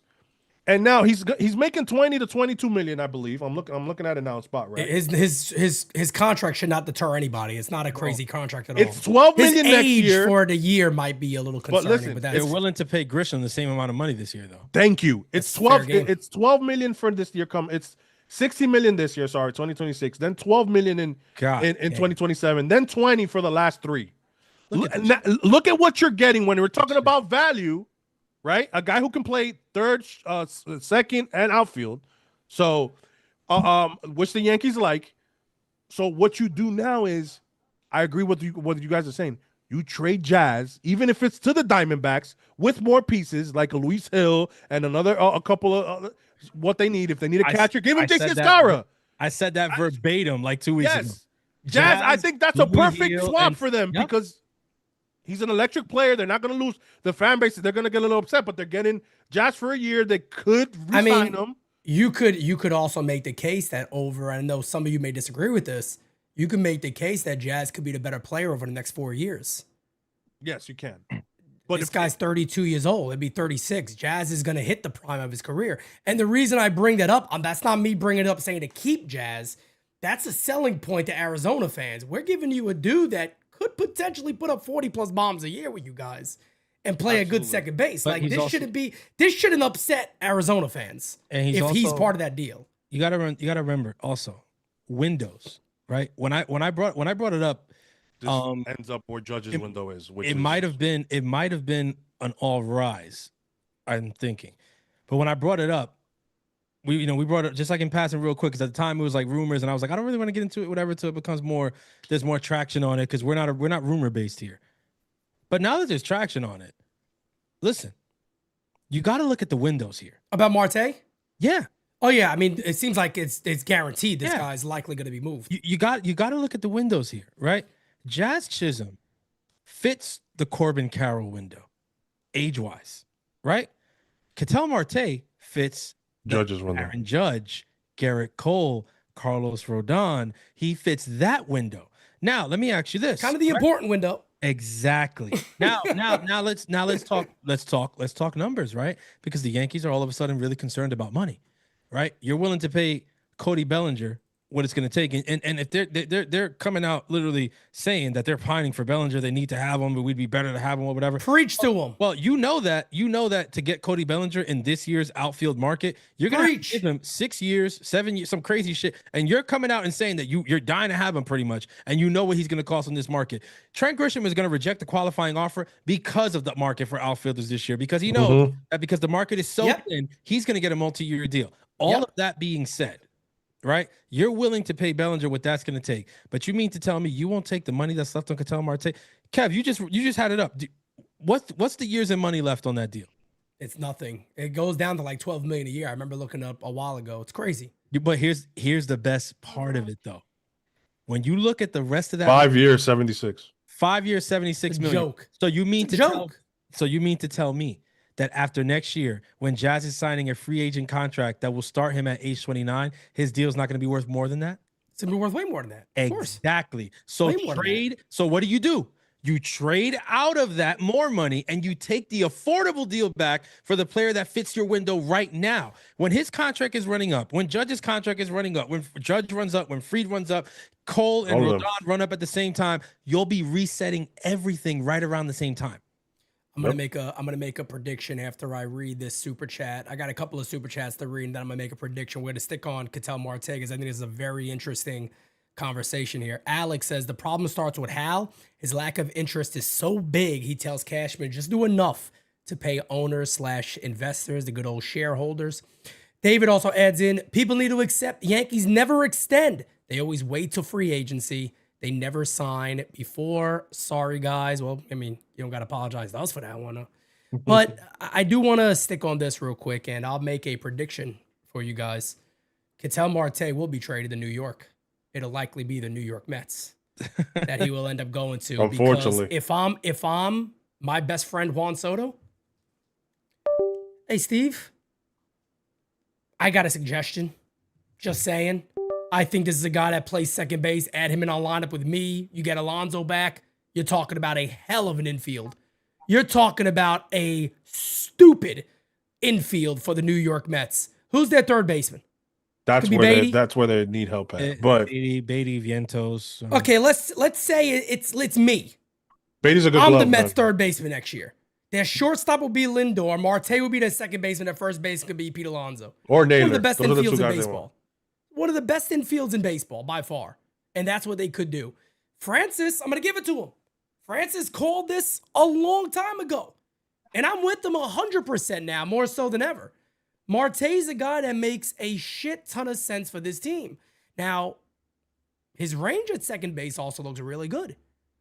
Now, I guess I could be the guy here to simply say, you want to make the Yankees a legitimate World Series contender immediately? You change up your entire middle infield. You put Marte at second, you bring Bowen at short. And now you're really talking. That's a contender. And Now it's you're very really affordable. Kev, that's the thing. All of this is like the stuff, trust me. The other day I told friends, I might go a little crazy. When I went over the numbers, he said, Pete, you're not even at 300 million. I had the Yankees bringing in Bo. I had the Yankees bringing in Imai, and there was one other guy. I forgot who it was. Was it Akamoto? It might have been Akamoto, I think, or somebody else. Damn, I can't remember who it was. There was another person that I'm like, that's a lot. I'm like, those are a lot of players. And Fred's like, bro, you probably haven't even hit 300 million yet. Like, that's kind of, I don't think it was Akamoto. Was it? It might have been somebody else. I don't think it was Akamoto. I can't think who it was. And that's the thing, because no, it was Bellinger, but you were saying like on a lower year deal. Okay. But by the way, again, you're still not going over. No, but Judge's last year, they don't get him on a lower year deal. They probably get him on 6 or 7, which brings the AAV down, which means that the payroll doesn't hit 300. And then one more thing real quick, Kev, because I know you're good with this stuff. Who was rated better defensively last year at second base? Jazz or Marte? Jazz slightly out above average, but I believe Ketel had him in defensive run saves. DRS. So I think he has him in range based off what I'm looking at. FRV, I think so. Yeah, FRV. Yeah, you're right. Look at his value is better and his DRS is better. But I'll tell you right now. And Alciba's average is Jazz was better. Alciba's average is also one of those that I'm not saying I discredit it completely, but it's slightly flawed. Like if you look at how they calculate that, it's like, I mean, all right. But what does Ketel bring you on the? Yes, he doesn't steal as much bases as Jazz, but he's a legit switch hitter, which I think the Yankees need as well. That's big for the lineup. He's a legit switch hitter. Also, though, big thing with Ketel, and we know this. We called that World Series. He's a baller. He's a player. In the big moments, Pete, Texas did not want to see that motherfucker, bro. He would not. No, he was a beast. He was a would beast. not get out. He would not get out. Like even if he did like ground out or fly out. It was never an easy at bat. It was never a 4-pitch strikeout. Jazz has done that too often, which is why that newer stat about clutch really did not favor Jazz Chisholm. No, and I think and him being one of the worst, if not the worst, is that's crazy. Yeah. That's again, that's legitimately crazy. I want to preface that a little bit with that the stat that they're using is relatively new, like a lot of these analytics are. So yeah, in the years to come, like it'll probably be improved or whatever. And you never know if they go back and look at 2025, there might be somebody who was worse. But I don't disagree that Jazz would be at the bottom. I mean, Pete, you call every game. How many times did you see all the time up in all a big at bat, and you're like, Jazz, we need you here, and and there's many times too, like you said, he gets in these arguments with umps and is like his head's out of the game the rest of the day. He just swings at pitches 2 feet out the zone, just walks away and goes to the dugout. His mentality is I'll throw something else out there. His mentality is not. It's the yin yang of Jazz. It's what makes him good, but what makes him bad at times. I'll throw something else out there.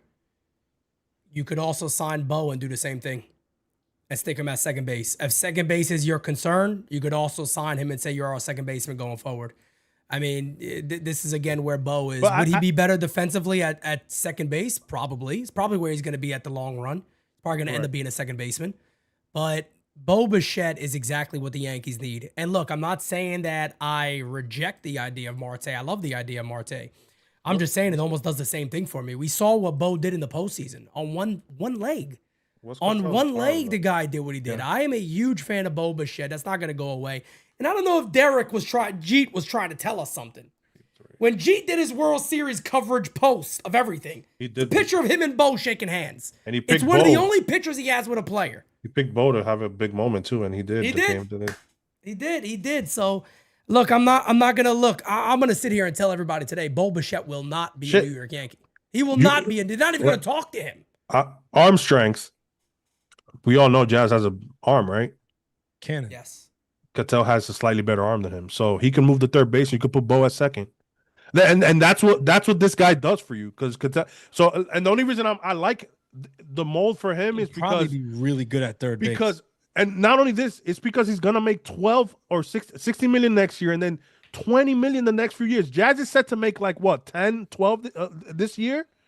11 or 12, something like that. So it's like, and he's very cheap. 20 million 2 years from now for an all-star caliber infielder is going to be very cheap versus what Jazz is going to be getting. Correct. And by the way, what I'm saying. It just makes sense. For anybody out there that could hear this and they're going to simply say, "Oh my God, defense, you want to make these radical changes and moving." Let me say something. I said this on DS and I'm going to say it again. It's time to get radical. It's time to take super risk. It's time. It's time. We're late. If you can sit there and say we can add Marte and we can add a Bo Bichette, you take the risk of saying they're my second base and third baseman. And anybody sitting there going, yeah, the defense, guess what? Defense, Ugats defense. Ugats defense. The Dodgers again went out there. We're not the best fundamentally sound defensive club out there. And they've won again. You got to go out there and put your best foot forward going forward. With this window that Francis said, both of those gentlemen, by the way, they fit the window. Bo's in his prime. Marte's there. They fit the window that we're talking about. Where you think Bo is make these type of you got to take these type of chances. You have to. Where do you? If you don't, you're done. You're not winning shit. Where do you guys think Bo is at AAV wise? Bo 20, 24? 24 to 26, I would say. 24 to 26. I'm like more 22 to 25. A lot of people are selling him low. There's been a lot of people saying 20 million. I don't see that. He's too good of a player. I just don't know because of the injury that he had, his knees. And they've been talking about how the last couple of years he's missed a couple of games. I'm not saying that that's not a reason to sign him. I'm just saying that maybe that's what brings his AV down a little bit. But let's just say it's 25. And you do the Cattell, which is going to almost be an even swap. Cattell's entire career has also been hindered by injuries. Yeah. People tend to forget that. So let's say that because next year they're almost going to make the same thing. But let's say the Yankees get Bo, they trade for Cattell, and they add Akamoto. Are you okay with that? And then Spencer Jones is going to be in center field. At that point, you have to pass on Akamoto. Because if you could get all those guys and you get a guy like Imai. Well, you're right. You just got Bo. You're right. You don't want to go two contacts. So you got Bo and Cattell or Bo and Akamoto. I think those are your two. I'd want Right? Bo and Cattell. I mean, even Bo. No, I'd rather Bo and Cattell. Absolutely. Even Bo and Nakamoto, to be honest, I'm not mad at. But if Cattell's a possibility, I prefer Bo and Cattell. And then again, you got Jose Caballero right there off the bench. If you need to put somebody in late for defense, he's right fucking there. You're gonna re-sign Ahmed Rosario. Everybody knows that he's gonna be right there. You have your freaking options, bro. And then you know Spencer Jones's glove is ready. Yeah, but again, and hold on, if you know Spencer's glove is ready, and you don't want to just put too much pressure on him right away, you can still sign Bader for $15 million, and do a 2-year, $27 million. 15 this one, 12. You know the best way not to put pressure on these he's guys. gonna get a multi-year deal too. Yeah, the best way not to put pressure on these guys, sign the best players available. exactly. And that's the mistake they made. That's the mistake they made with Anthony Volpe. And they put him lead off. They passed on everybody, and they said that. And guess what they're going to do again? They're going to pass on the other best shortstop that's available for Anthony Volpe. They're going to do the same thing because the Yankees are very stupid. They have not learned that lesson that they are the New York Yankees. They're gonna pass on another shortstop for George Lombard, you mean? Or you meant? No. Oh. No, for Anthony Volpe. Oh, you mean they're going to passing on Bo? Yes, Possibly. They're going to pass on another shortstop that's a free agent that only cost money because they have Anthony Volpe. That is exactly what they're going to do, and we know it. Speaking of Marte at third base, only 11 innings at third base in his career. Has played a ton of shortstop on the left side of the infield, so you can kind of evaluate that. He has the arm. He's already been on the left side of the infield, so maybe that could work there. His best two positions have been shortstop and second base. Outfield, not so much. But he's been really good at best position is by far second base, and then of course shortstop right behind it. And again, only 11 innings at third base. So, but you got to be a little radical. You got to be a little crazy.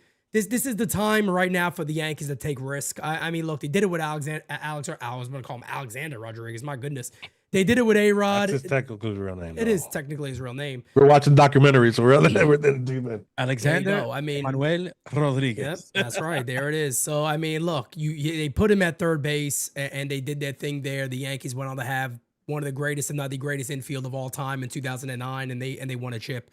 The Yankees gotta simply just recognize the mistakes and what is not working, and they got to improve upon it. There's so many ways that this team can improve. It just continues to feel like they just get in their own way. You know, and anybody's ever concerned and they go, well, what about the outfield after that? Who cares? I know that who cares?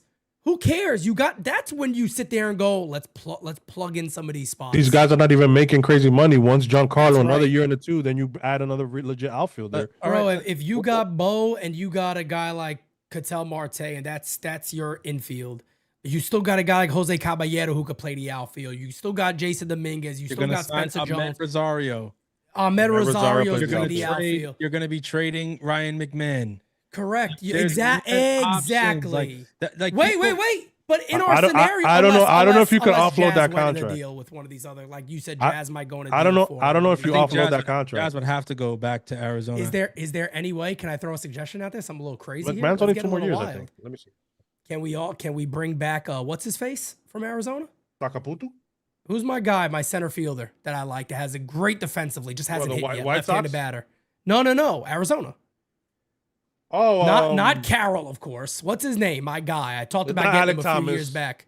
It's not Alec Thomas. McCarthy?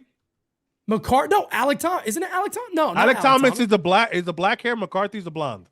Let me see. There's a black hair and a blonde Thomas. guy. Alec Thomas, yes. Alec Thomas, the guy that could play center field. He could be, and like I said, he could be in the deal. He could be in the deal. And you got your very good defense in center field. He's a very good defender. So I'm just being as creative as possible here. You can find defense if you want that. The outfield literally would have to just be defense first at that point, because if you make those moves, then essentially you're going into the season knowing that your offense is Aaron Judge, Bo Bichette, Ketel Marte, Ben Rice. Like, that's your offense. That is your offense. That's it. Of course. That's it. And it's probably the best offense you're running out there in years by far.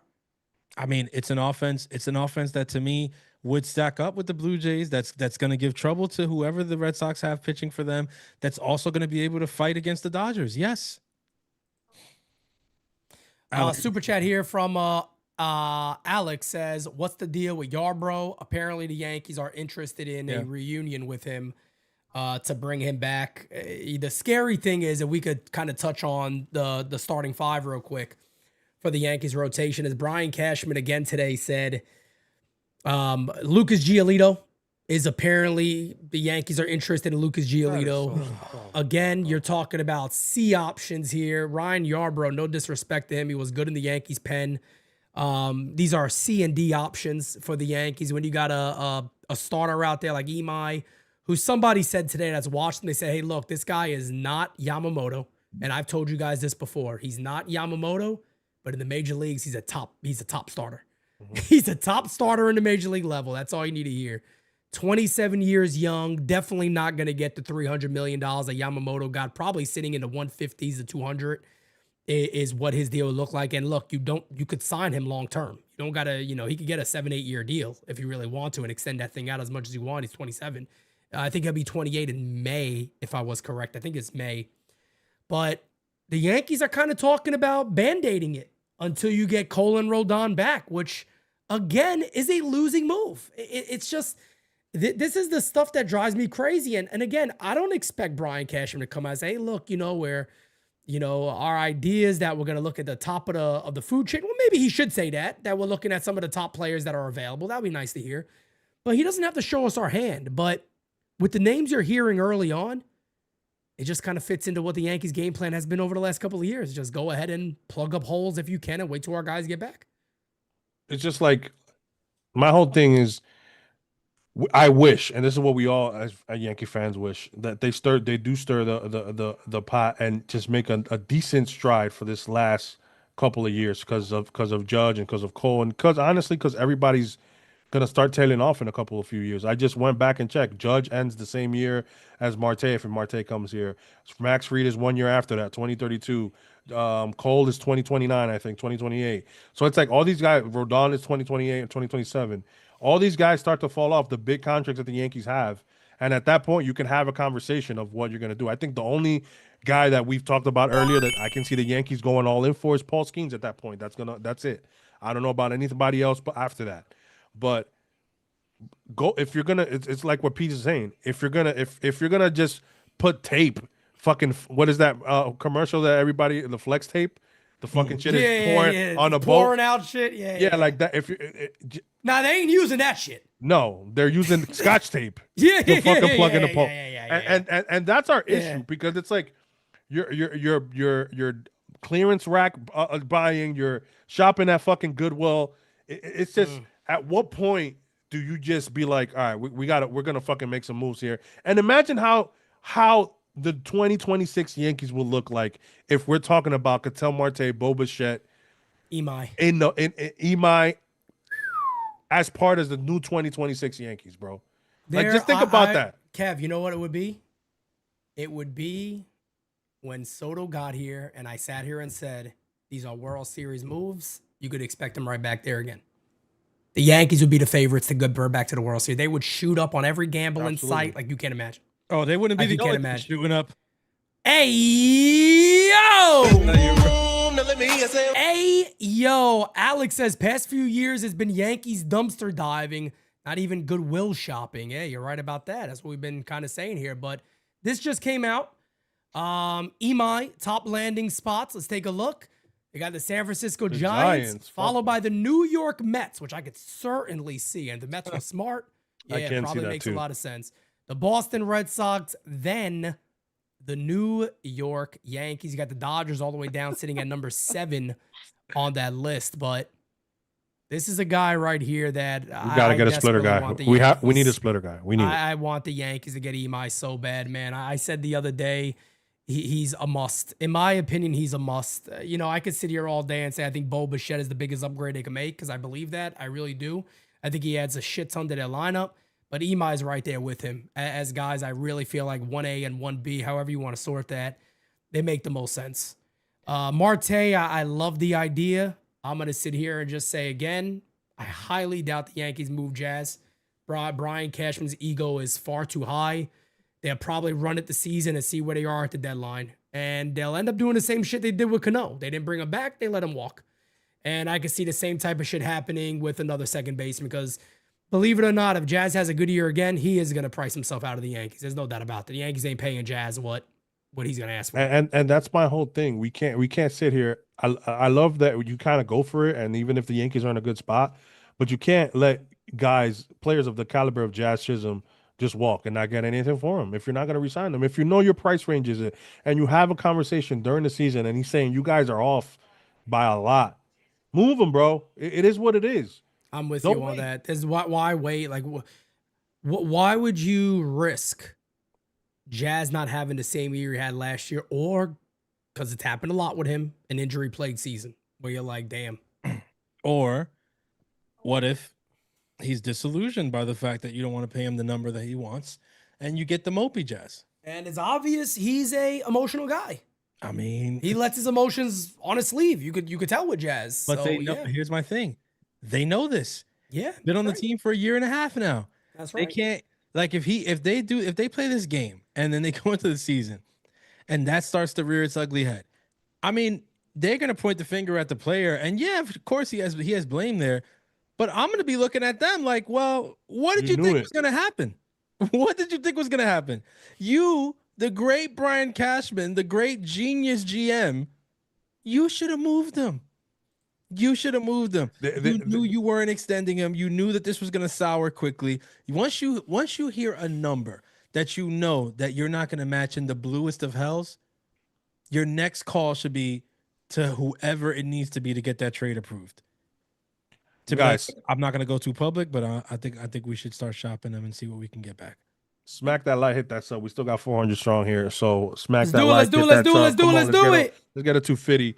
But my whole thing is, to your point, Francis, like the Yankees with Jazz, and I love them, but I did get upset where it's like you're talking a lot, but then you're not showing up in October, brother. And I need October Jazz if you're gonna talk that talk. If you're gonna put up a target bigger than what the Yankees already have on their back, you gotta back it up, my guy. And listen, man, I understand. He's a great talent. But again, it's like I said, the yin and the yang. It's why I love Jazz, and also why sometimes I scratch my head and like, you didn't have to say that. You're not even playing to the level of talking that way.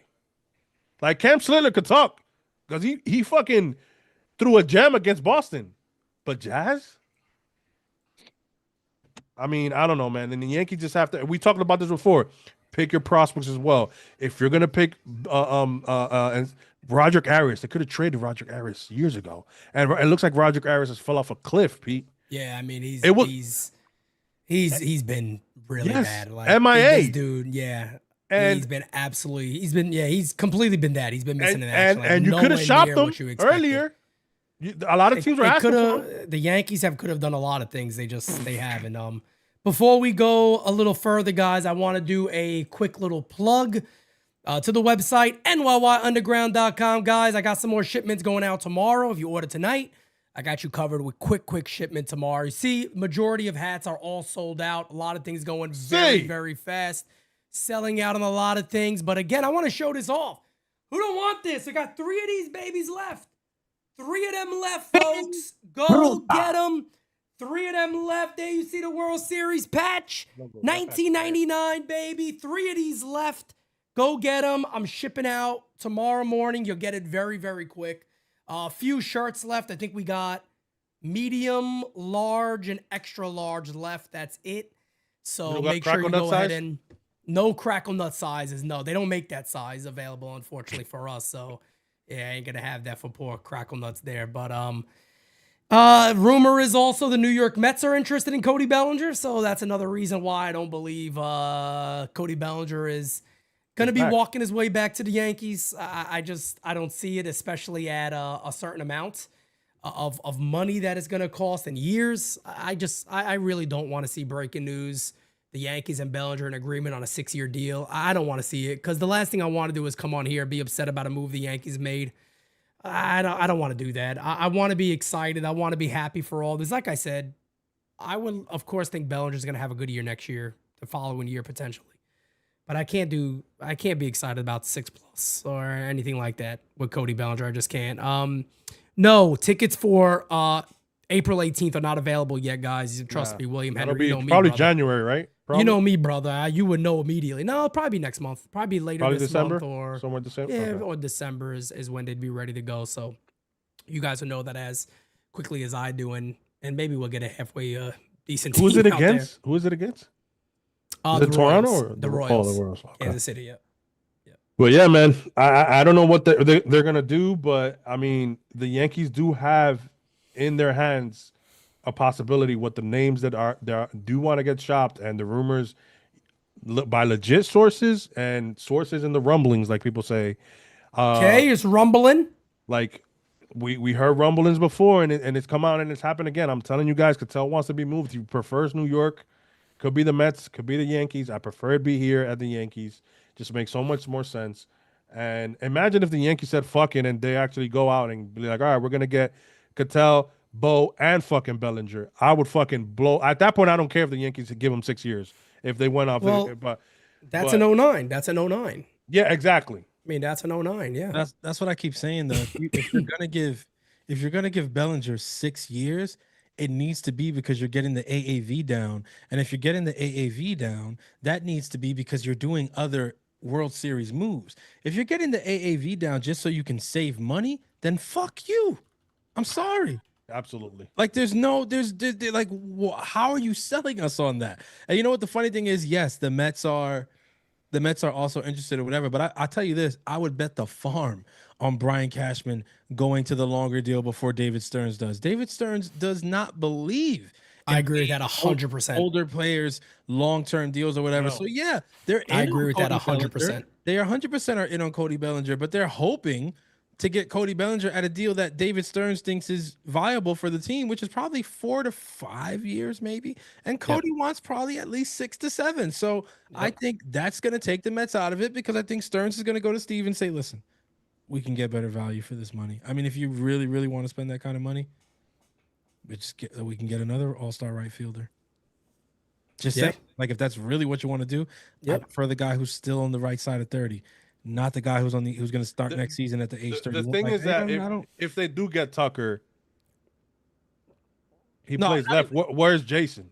At that point, it's like you're going to put Jason back at center field. Put him in center field, which I'm okay with because I mean I still think Spencer could use another year, or then Spencer call up Spencer and the fourth outfielder. They got to fight for it. I'm okay with it. Let's also be honest on something. I said this last time. I'll say it again. The Yankees aren't as high on Spencer Jones as people think. No way. I thought they were, but way. I hope no way. I hope they're not. But no way. I don't see it. I don't see it no more. I think the Yankees have seen with the year he had last year, you'd be hearing a whole lot more about Spencer Jones. Yeah. Also, I mean, Cashman barely alluded to him today. He said that if anything, if they were to bring one of those guys back, it'll probably be a competition. Exactly. I mean, he did mention about Dominguez. He said, he kind of got the short side of the stick this year because other guys were so good, and the second half he barely even played. So he did kind of give him credit there on that. He did say this. I think he might have been hearing to you a lot. He was like, on every other team, he's probably playing every day. So, I mean, it's something that we say. Like, look at the splits. He said it. He did say it. So, again, I don't want to make it all bad about Brian. I'm happy he did say that because he did. He was like, on any other team, he's probably playing every single day. But, he kind of got the short side of the stick here because Grisham had the career year. Bellinger had a great year, and Judge is Judge. So, and for people talking about his defense, the Yankees never said Dominguez is a plus outfielder. Yeah, crying in baseball. They never said that. Correct. The rumor always about Dominguez was he's very raw, and he's always had a tough time tracking balls in the outfield. But he's also 22. He's also extremely raw though, because people forget professional baseball. He hasn't played a lot of. Can I say this? Can I say this? Also please, really hard. International free agents don't start playing organized baseball until they are signed in the Dominican League. And that could take a couple of years after. And it can still take a couple of years.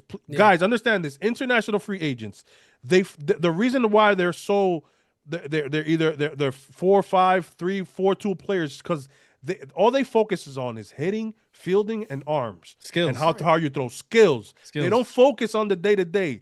Paul, like the freaking actual in-game Roman Anthony has been playing organized baseball since Little League. Yeah. So a kid like Roman Anthony, yes, And he at knows very where to high be, where to levels. throw, correct. Plays travel ball, plays high school, plays college. Like you can't compare those guys to international free agents. Some of those guys take a long time, bro. Like it is what it is. And let's stop fronting like Dominguez did not get better in left field towards the end of the year. He got better throughout the year. There's no doubt. He was way made more a couple of comfortable. catches at the And wall. by the We were way, like, holy shit. I didn't know this. Darius said that Joe Sherman also said the Yankees are no longer as high on Jones. If Joe Sherman said it, I believe it. Because Joe Sherman's one guy that he gets in there. He said it on his podcast. Another thing he said that I think is good to mention that is that towards the end of the year, once they made that move for Ahmed Rosario, Dominguez was out there early every single day behind Rosario, I did say that. getting extra work in the outfield. Yep. I mean, this is not a kid who's just been sitting on his ass or whatever. This is not a Gary Sanchez situation where it's like the dude's getting worse and it doesn't even seem like he's trying to get better. This kid is working his ass off. He's trying. He just, spent a year that was tumultuous here in the Bronx. And he's going to play winter ball right away in November, and he's in DR, not on vacation, getting ready to play winter ball because he wants to be good. Carlos LaGrange is also already throwing. Yeah, Which is great. These guys, some of these guys, they're ready, bro. Like that. If you're following, I said this a few years ago about Louis Hill. That man He's is always going. early. He's putting in work again. Like He's this is always like when he was, because last offseason, I'll be honest. Yeah, I didn't see it as much last offseason. He was chilling. This offseason, that man is putting in the work. Is he with Yonder Diaz again? Because Yonder Diaz normally catches. I don't know. Him a lot. I don't feel like I've seen him with anybody. Okay. He has his own little team. It looks like the off offseason, but he's before going he in. won Rookie of the Year. Yes. That Like offseason he's before going he in won every Rookie of the day Year, right he now. was just going nuts. The best thing, to Kev's point, for those who aren't as familiar with the international Dominican players, the best way that I can compare it is their style of baseball that they come up playing is showcase ball. And showcase ball is very different from league ball. When you grow up here, we're playing in leagues. Like we're playing organized games. I'm saying like, inning, you get up, you get down or whatever, like even pitching, I'm saying? Like it's not, pitchers over there, a lot of times, like they're all like kind of bullpen people. Like you start the game, you pitch an inning or two, and then you sit down, and the next guy who's a starter is getting ready to come in the second or third inning. It's a showcase. They go from showcase to showcase to showcase to showcase until July 2nd when they finally sign. And then when they finally sign, the team gets everything they come over, whatever. They don't start playing until they get over here. They become professionals. And that's when they start playing actual games that aren't showcase game, but like season games where it's like, okay, this is we got a series against these guys. We're going to be here 3-4 days or whatever. We're going to play 3 games here. You're going to be up 2, be down 1 or whatever. They don't know any of this shit. They don't play like that. No. At DR, everything is showcase, showcase, showcase. When you go out there, it's like, I don't know how to explain. It's like a combine every single day until you turn 16. That's why organized baseball, the regular fundamental, it's not the same. And that's right. They need game reps, bro. Yeah, it's tough. It's tough. You gotta get to Aaron Boone's credit too. Aaron Boone said that. Aaron Boone said straight up, and he said it in spring training. I gave him a lot of credit for it. When they asked him again, can he play left field? He said, I don't know why he can't play left field. And I'm like, that's the greatest answer you could have, because when you watch Jason Dominguez, you're like, okay, he's not a head case. He got a shit ton of speed. Yeah. He obviously wants to be good. Like, bro, you got every tool to be every tool to be a halfway decent left fielder. Like, let's be honest here. Like, there's no way you shouldn't be able to be. Like, but he just needs reps. And he said he just needs the reps to do it day in and day out. David says, I think they skip left fielders and let Jason play. Now Grisham, I think, is gone, and Bellinger plays center field. There's the possibility that I don't want to keep, harping on Cody Bellinger here. I wouldn't be overly excited about it, but Imai will be posted on the 19th. That's the news today. 45 days after the 19th. It starts the 45 game day window. They can have the conversations and all that, and a team can sign them and go from there. Again, the Japanese market was also, Brian Cashman was asked about the Japanese market today. Didn't really go all out to simply say, yes, we kind of have to get back into that. He really didn't say that, which I'll be honest, I was a little surprised, considering you guys did go very, very hard after Yamamoto. He did mention that some players from Japan have not chosen to come here. I think that's what it is. And I'm just like, but again, you are the New York Yankees. You do have a lot of money. And let me just say one thing about Imai right now. Let's just say if he signs for the high and it's $200 million, Imai is going to pay for himself. You're going to see Japanese sponsors again in the Yankee Stadium. They're going to come immediately. You got Swimmy Minami, who's a minority owner of the Yankees. He's going to be busting his ass to get a ton of investments into the Yankees. He won't even have to. He won't even have to bust his ass. That's the crazy thing. He won't have to do anything. He's going to have, they're going to be so lined up. It's not even funny. And I think it's a huge miss that the Yankees have failed at this. I think it's a huge miss. Where's his projection? A lot of people say 200. 175 to 200 million is what they feel. How many years? 7 or 8. So what's that? He's 27 years old. He'll play next year. I think in May he turns 28. I was gonna say, where is that AAV wise? Let me see. I mean, let's say if it's 20, the high, I mean 25. That's 25. If it's the high at 200 million at 8 years, that's 25 million. Probably 22, 23 with a signing bonus. He throws high 90s, throws 90, 96, 97. The Yankees, great split. The Yankees can still. Maybe they'll be a little bit over, but it's just a little bit or right around. They're at 244 now. They can be $60 million. You can still go out there, get Bo, get Bellinger, get Imai, and still, because Ketel's making 12 for 64, 15, something like that next year. Because some reason his contract is funny. It's not off. The numbers are not off. If the Yankees went ballistics and got those 4 guys, holy shit! By the time Ketel starts making more money, Stanton's off the books. Correct. I'm telling you, I've looked into this Ketel shit.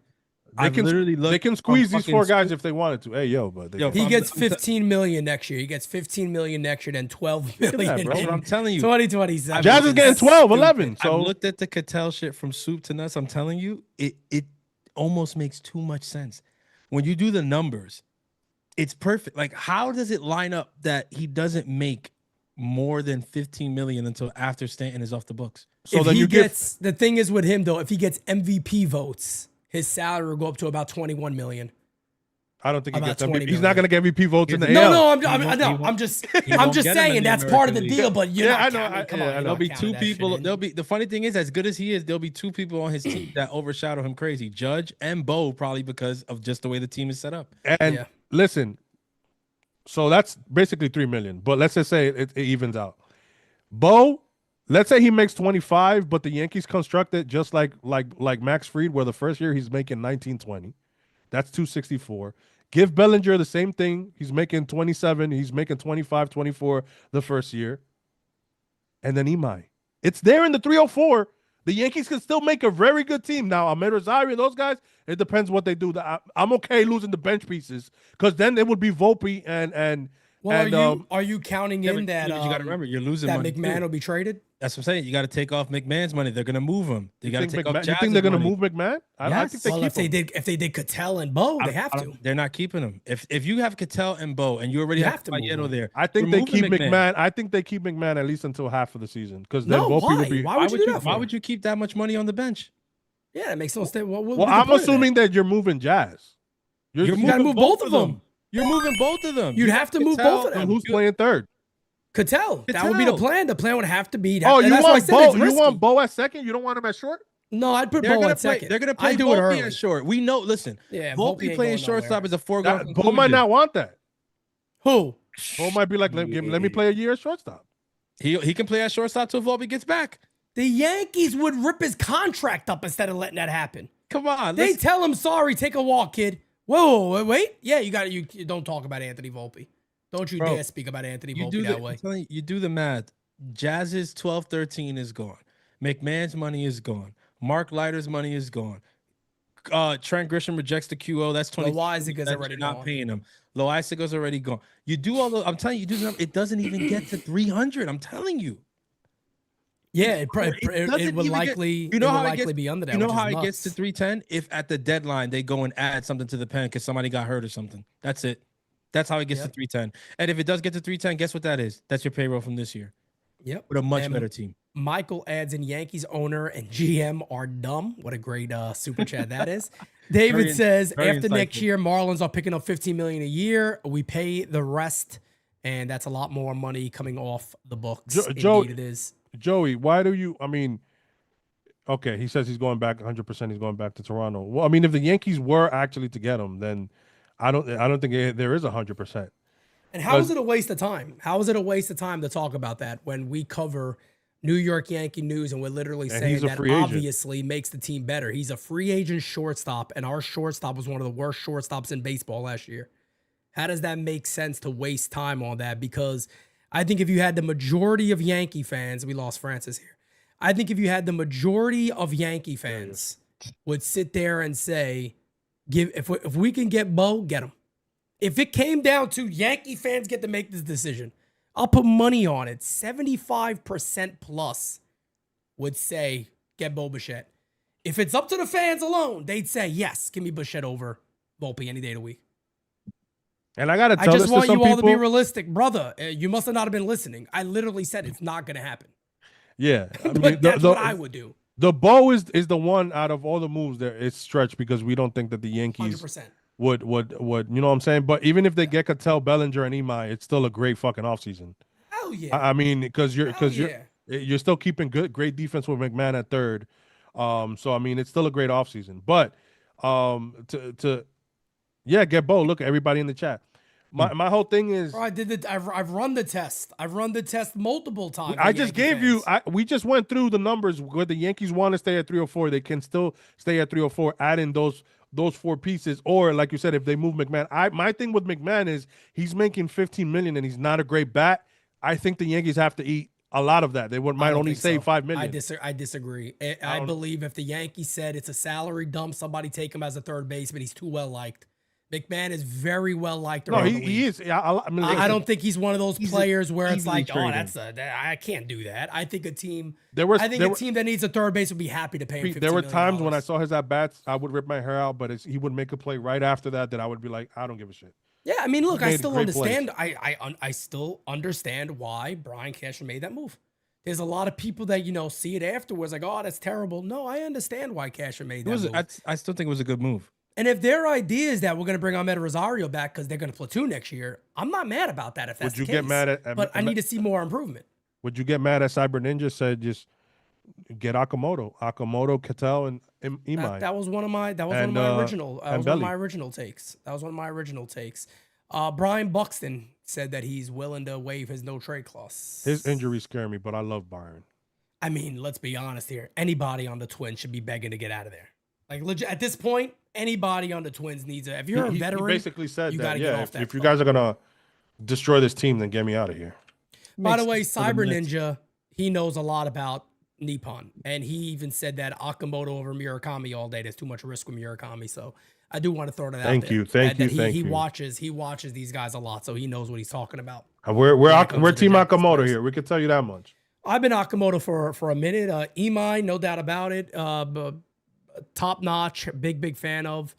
The Yankees got many ways to make this club better. It's just that they got to do it. They got to have the balls to do it. They got to not be too concerned about making major changes, and they got to take a risk. That's the only thing that's going to make this team better. Because I'll take us dial it back to kind of where we started here. If they do want to really, if Hal Steinbrenner's message is, I want to see the payroll at 275. Everything we talked about today is a waste of time because the Yankees are toast.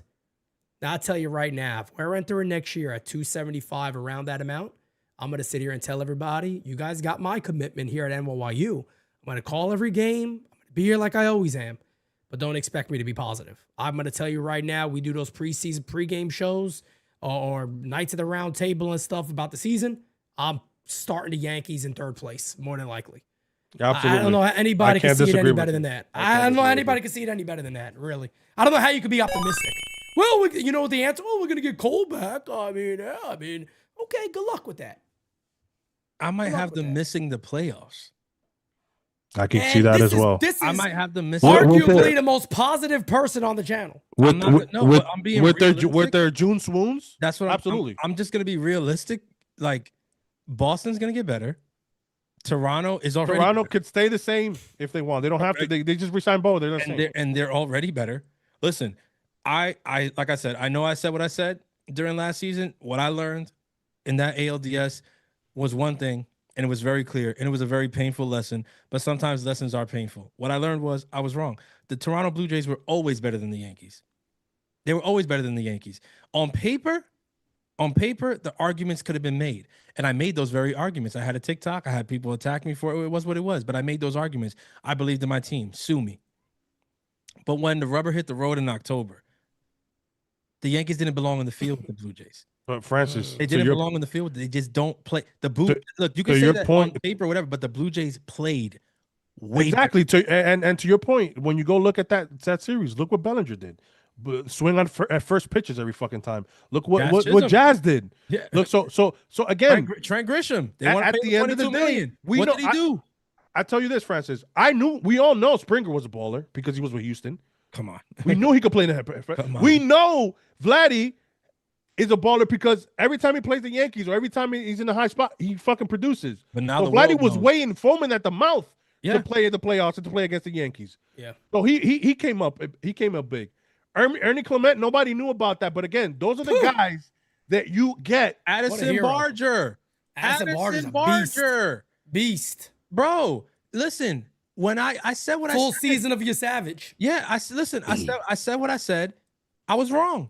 I took to Twitter and I took my lumps. I had the people from that Gate 14 pod. They had a field day, and I said, "Have at it. What am I gonna do? What do you want me to say?" I was wrong. They were the better team. I was wrong. I would love to sit there and say, no, I still believe the Yankees were the better team. We just didn't show. No. In reality, the Yankees were never the better team. They were never the better team. And you know what? The truth was, when we got swept those 4 games in Toronto, that should have been enough. But I was like, nah, dude, we could judge Bellinger. I mean, Ben Rice, look how good he is. I mean, look at the freaking pitching, bro. Don's having a great year. Frieda's having a great year. I mean, we're going to trade. Oh, man, look, we got Duvall. We got Bednar. We were not the better team. They outplayed and outclassed the New York Yankees in every facet of the baseball games. Okay. There was not one facet that I could look at and say, well, you know what? No. Offense, way better. Starting pitching, way better. Bullpen, better. Managing, don't even talk to me about defense. Defense, don't please. I don't want it, because if I start that, because the whole thing this year was defense. The whole thing this season was we're going to be better defensively. We're going to be better fundamentally. Yeah, bullshit. Okay? Bullshit, coño. They made a fool out of me, and they made a fool out of many fans. Fool me once, shame on you. Fool me twice, shame on me. Shame on fool me, can't get fooled again, okay? Okay. But on this channel, I'll tell you this right now, that we're not going to get fooled 3 times in a row. If the Yankees don't... Oh, we don't get fooled at all, damn it. No, we're not. If you don't pony up and get at least to the 305, there's no shot. We just gave you a decent blueprint of what you can do that matches, again, your flexibility with guys that can play multiple positions, your flexibility with the payroll, and your flexibility with their contracts ending around Judge, Rodon, and Cole, which lets you to your next time to reset. It is not time to reset or take your pedal off the gas. These are the last couple of years where you can make a run for it, and you have to. Because at the end of the day, you never know what can happen. You can't. Because as good as the Dodgers were, and I said that they were going to dog walk everybody, the Toronto Blue Jays put a hell of a fight. Yeah, you know why? 2 outs away from winning it. You know why? Because they play fucking ball. You put the ball in play, they make fucking plays. You make mistakes, they hit mistakes. Brian Cashman, you put them in a clutch moment, they deliver. He downplayed that today, by the way. Of course he did. Of course he did. He and the nerds and the same 5 accounts said the same shit as always. Yeah. It's about who homers the most is the team that always wins. Okay, the Yankees have been homering the most since 2018. Times. Bullshit. You guys strike out 700 times in the postseason with runners at first and third with 1 out. And you can't ever drive a run in. I seen Springer hit sack flies. Everybody hitting sack flies. Second and third with 1 out. They ground out slowly to second base and a run comes in. Moving runners over. You see all that with these guys. Moving runners over, dropping down bunts, actually able to do it. And, they took the Dodgers to within 2 outs of winning the World Series. And that's where we are. And then you got Brian Cashman talking about, I hear all that. And it's kind of the talk out there. And, his little... One day he's going to glitch and do that for 3 minutes straight. It's just going to keep going. It's crazy because they want to, Boone, when he spoke to, on his most recent interview, he made the points about, the Blue Jays and the Dodgers being teams that were flexible. right? In regards to positional players, right? Having several guys who can play several different positions and come in there and give you different looks and stuff like that or whatever. And that's beautiful. And the way that he said it, I mean, the fans, they ate that shit up. They're like, you see, that's what the Yankees are trying to do. Everybody complains, but that's what they're trying to do. They're trying to get different guys that can do different things. And it's like, yeah, you're right. You're right. There's only one fucking problem with that, buddy. The Dodgers are doing that with Shohei Ohtani, Mookie Betts, Freddie Freeman. They already have the fucking core. Toronto has George Springer, Vladdy Jr., Bo Bichette. They have a fucking core. Who's the fucking core in New York? Yep. It's Aaron Judge. And what did A-Rod say? Anthony 39 different cab drivers. How many times are we going to do? Bro. Wait, Judge said cab drivers? No. I mean, A-Rod is even more eloquent than I. When A-Rod did that Michael Kay interview and he literally named how many different leadoff hitters and batters behind Judge they've had, bro, I was like this. Oh my God! And they're about eviscerating, and they're the least analytical team. He ripped them to piece without even, like Fran said very elegantly. You didn't have to curse. Nice. You didn't have to get mad. You didn't have to do none of that. He just said, you got to clip they've that. They've had this many different leadoff hitters. They've had this many different guys behind Judge, and I'm sitting there like, damn. He's like, there's no consistency. Bro, they can't make their minds up. He's right together in the most A-Rod way, because you know what that was? That was a response to Cashman coming out and saying, sometimes guys got to see things in the moment. And he literally got on Michael Kay's show and said, in the moment, okay, so I'm going to go on a radio show where I have time to prepare, and I'm going to show you that not only am I going to say the same thing, but now I'm going to double down and make you look even worse. And and he was like, I'm going to mention your name, and everybody's going to know I'm talking about you. When they said I'm a big Yankee fan, though. I'm just going to let them know I want the Yankees to win. He said straight up too. He is. That's why he's so mad. And he said, trust me. I would love to go live on Fox and talk about how great the Yankees are, but I just can't. I just can't do it. He said, me and Judy would love to say good things about the Yankees. Yeah, he's like, but we just can't. But we just can't. I was like, you know how bad that is? When the manager said Alex Rodriguez can't say good things about the Yankees? When people say that they're the least analytical, when Boone said it in the recent interview, the first thing that came to my mind was 2024. Or was it 2023 where J.D. Davis was hitting cleanup in the Subway Series? Yes. You remember that? Davis batted fourth. Yes, they got him the same day. The first game he ever played, he was hitting cleanup for the Yankees. So you mean to tell me that is not an analytic-driven move just because he was a righty? And what did I say? You put me in there if you're just looking for righties. You need a caliber of hitter. There is not one person that would consider themselves a baseball guy that would ever make a lineup where J.D. Davis is batting cleanup. And if I could say it right now, there is no way that was Aaron Boone. And if it was Aaron Boone, there's another reason to ring this guy up and say, see you later, you got to go. Because that is batshit crazy. By the way, batshit crazy. By the way, he had 9 at-bats in 2025. That lets you know how bad he already was, and the Yankees still gave him a shot. Bro, they signed J.D. Davis just to play him against the Mets 4 times.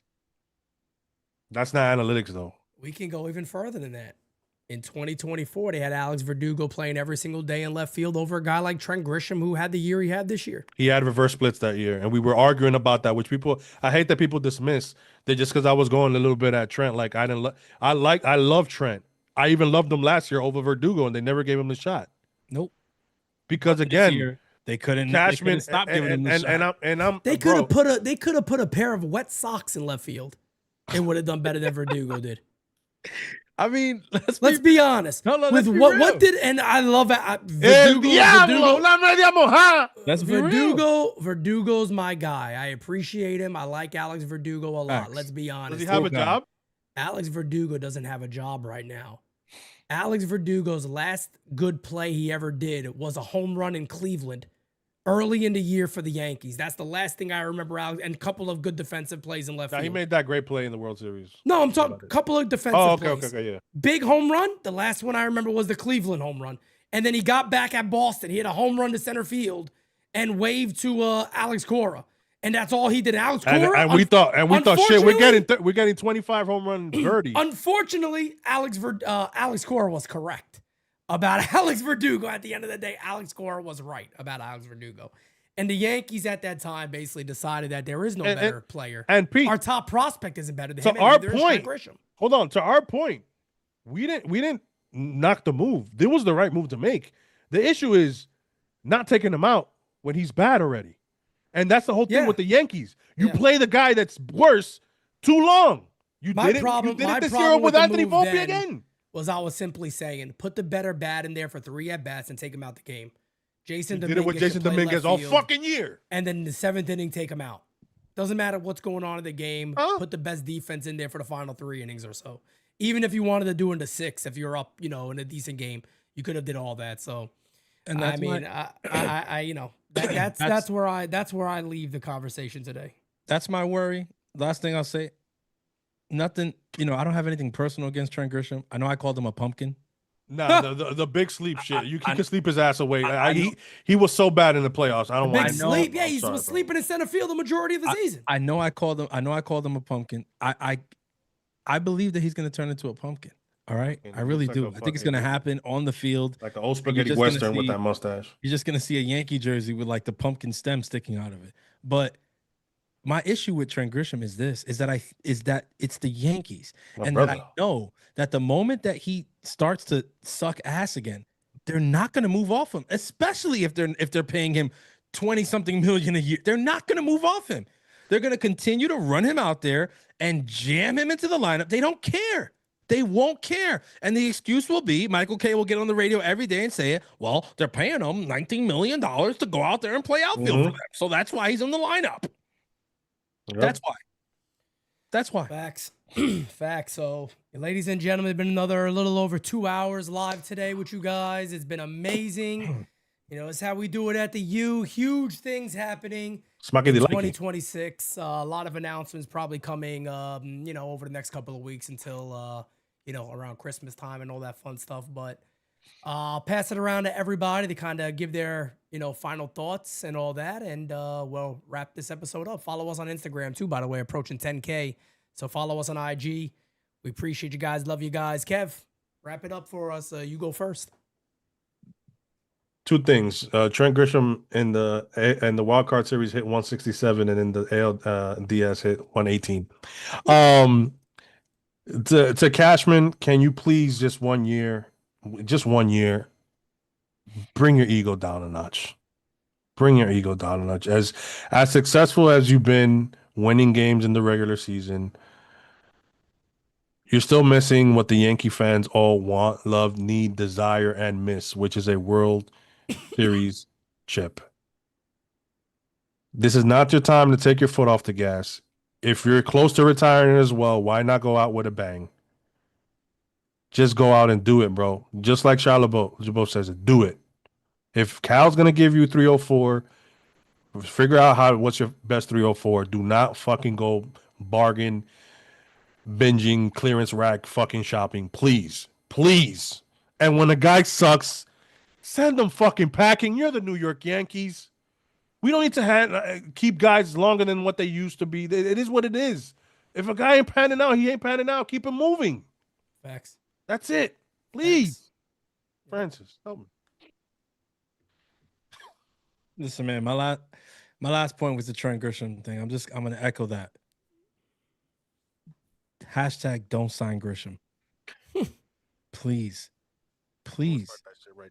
I know Judge, that's his boy. I get it. But Judge is a phenomenal baseball player. As good as he is at baseball, that's how bad he is as a GM. Please. I'm begging you. Somebody said # get bent Trent. That's crazy. That's wild. That is insane. Nobody. Hey, we didn't have any AOs. Can we get an AO? We didn't have this in the Get bent Trent is nuts. Wild. Listen. That is nuts. Twitter's a sick place. It really is. All jokes aside, man, I echo what Kev said, man.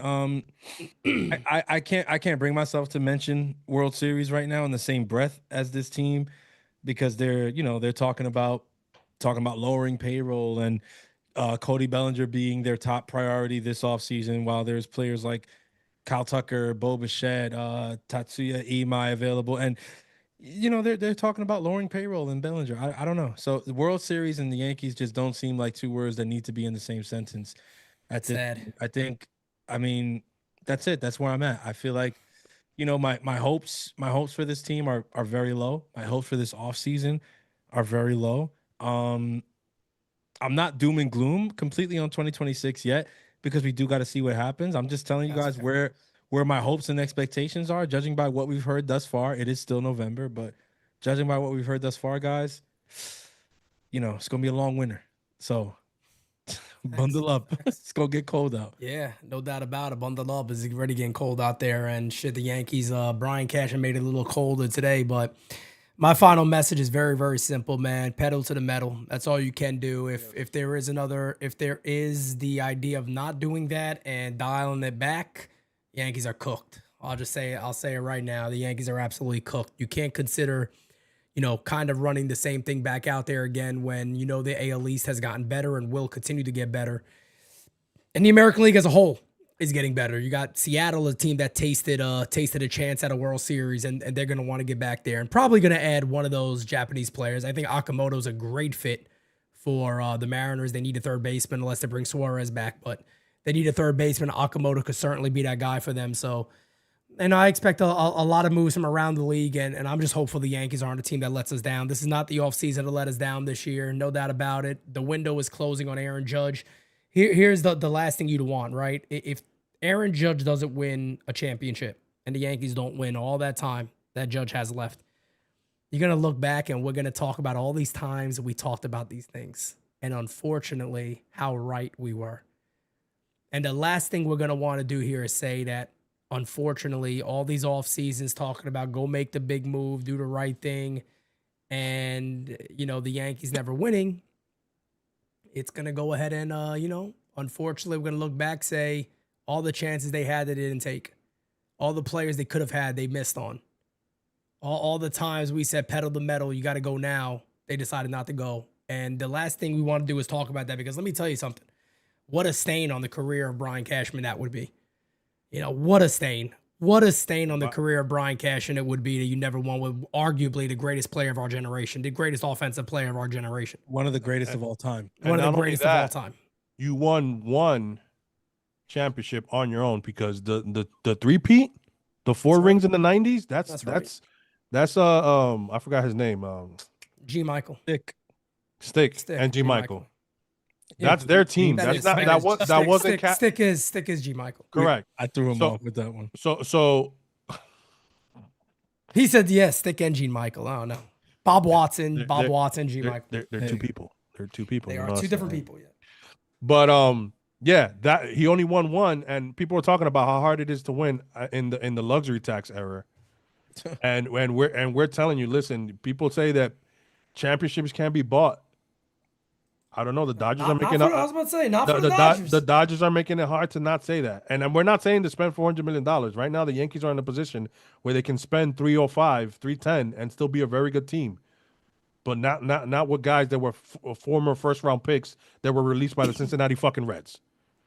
So stop it with that shit. I'm done with that shit. And if the Yankees do this, this is going to be – I'm telling you, and why you brace yourselves, because if Pete is upset – I've never been upset for an entire year. If the Yankees fucking bargain bin this fucking year, I'm gonna fucking lose it all year. And fucking Cashman, how all the motherfuckers gonna hear it. I'm sorry. Yep. It's all right, ladies and gentlemen. You guys know we got you covered. No matter what happens, we're gonna talk about it. We'll be here for it. Be live for it tomorrow. Aaron Judge gets fruta. Fruta. Aaron Judge gets named the MVP tomorrow night. Oh, nice. All right. Aaron Judge gets named the MVP tomorrow night. That's all there is to it. We'll talk about it a little bit tomorrow, more than likely. NYYST, by the way, will be live tomorrow night. Okay. 8 p.m. Okay. A little Christian action tomorrow night. With that being said, folks, have an amazing rest of your night. God bless you guys, and I'll catch you next time. Peace out, baby. We got it next. That's how you finesse. We come for they next. We come to collect. Did it all on my own, yeah. When it brought it back home, yeah. Now they calling my phone, yeah. But I'm all in my zone. They not a threat. Tell them reset. When they at they best, we still not impressed. Did it all on my own, yeah. When it brought it back home, yeah. Bought a watch with the stones, yeah. Caught them watching my throne, yeah. Ain't no one doing this shit.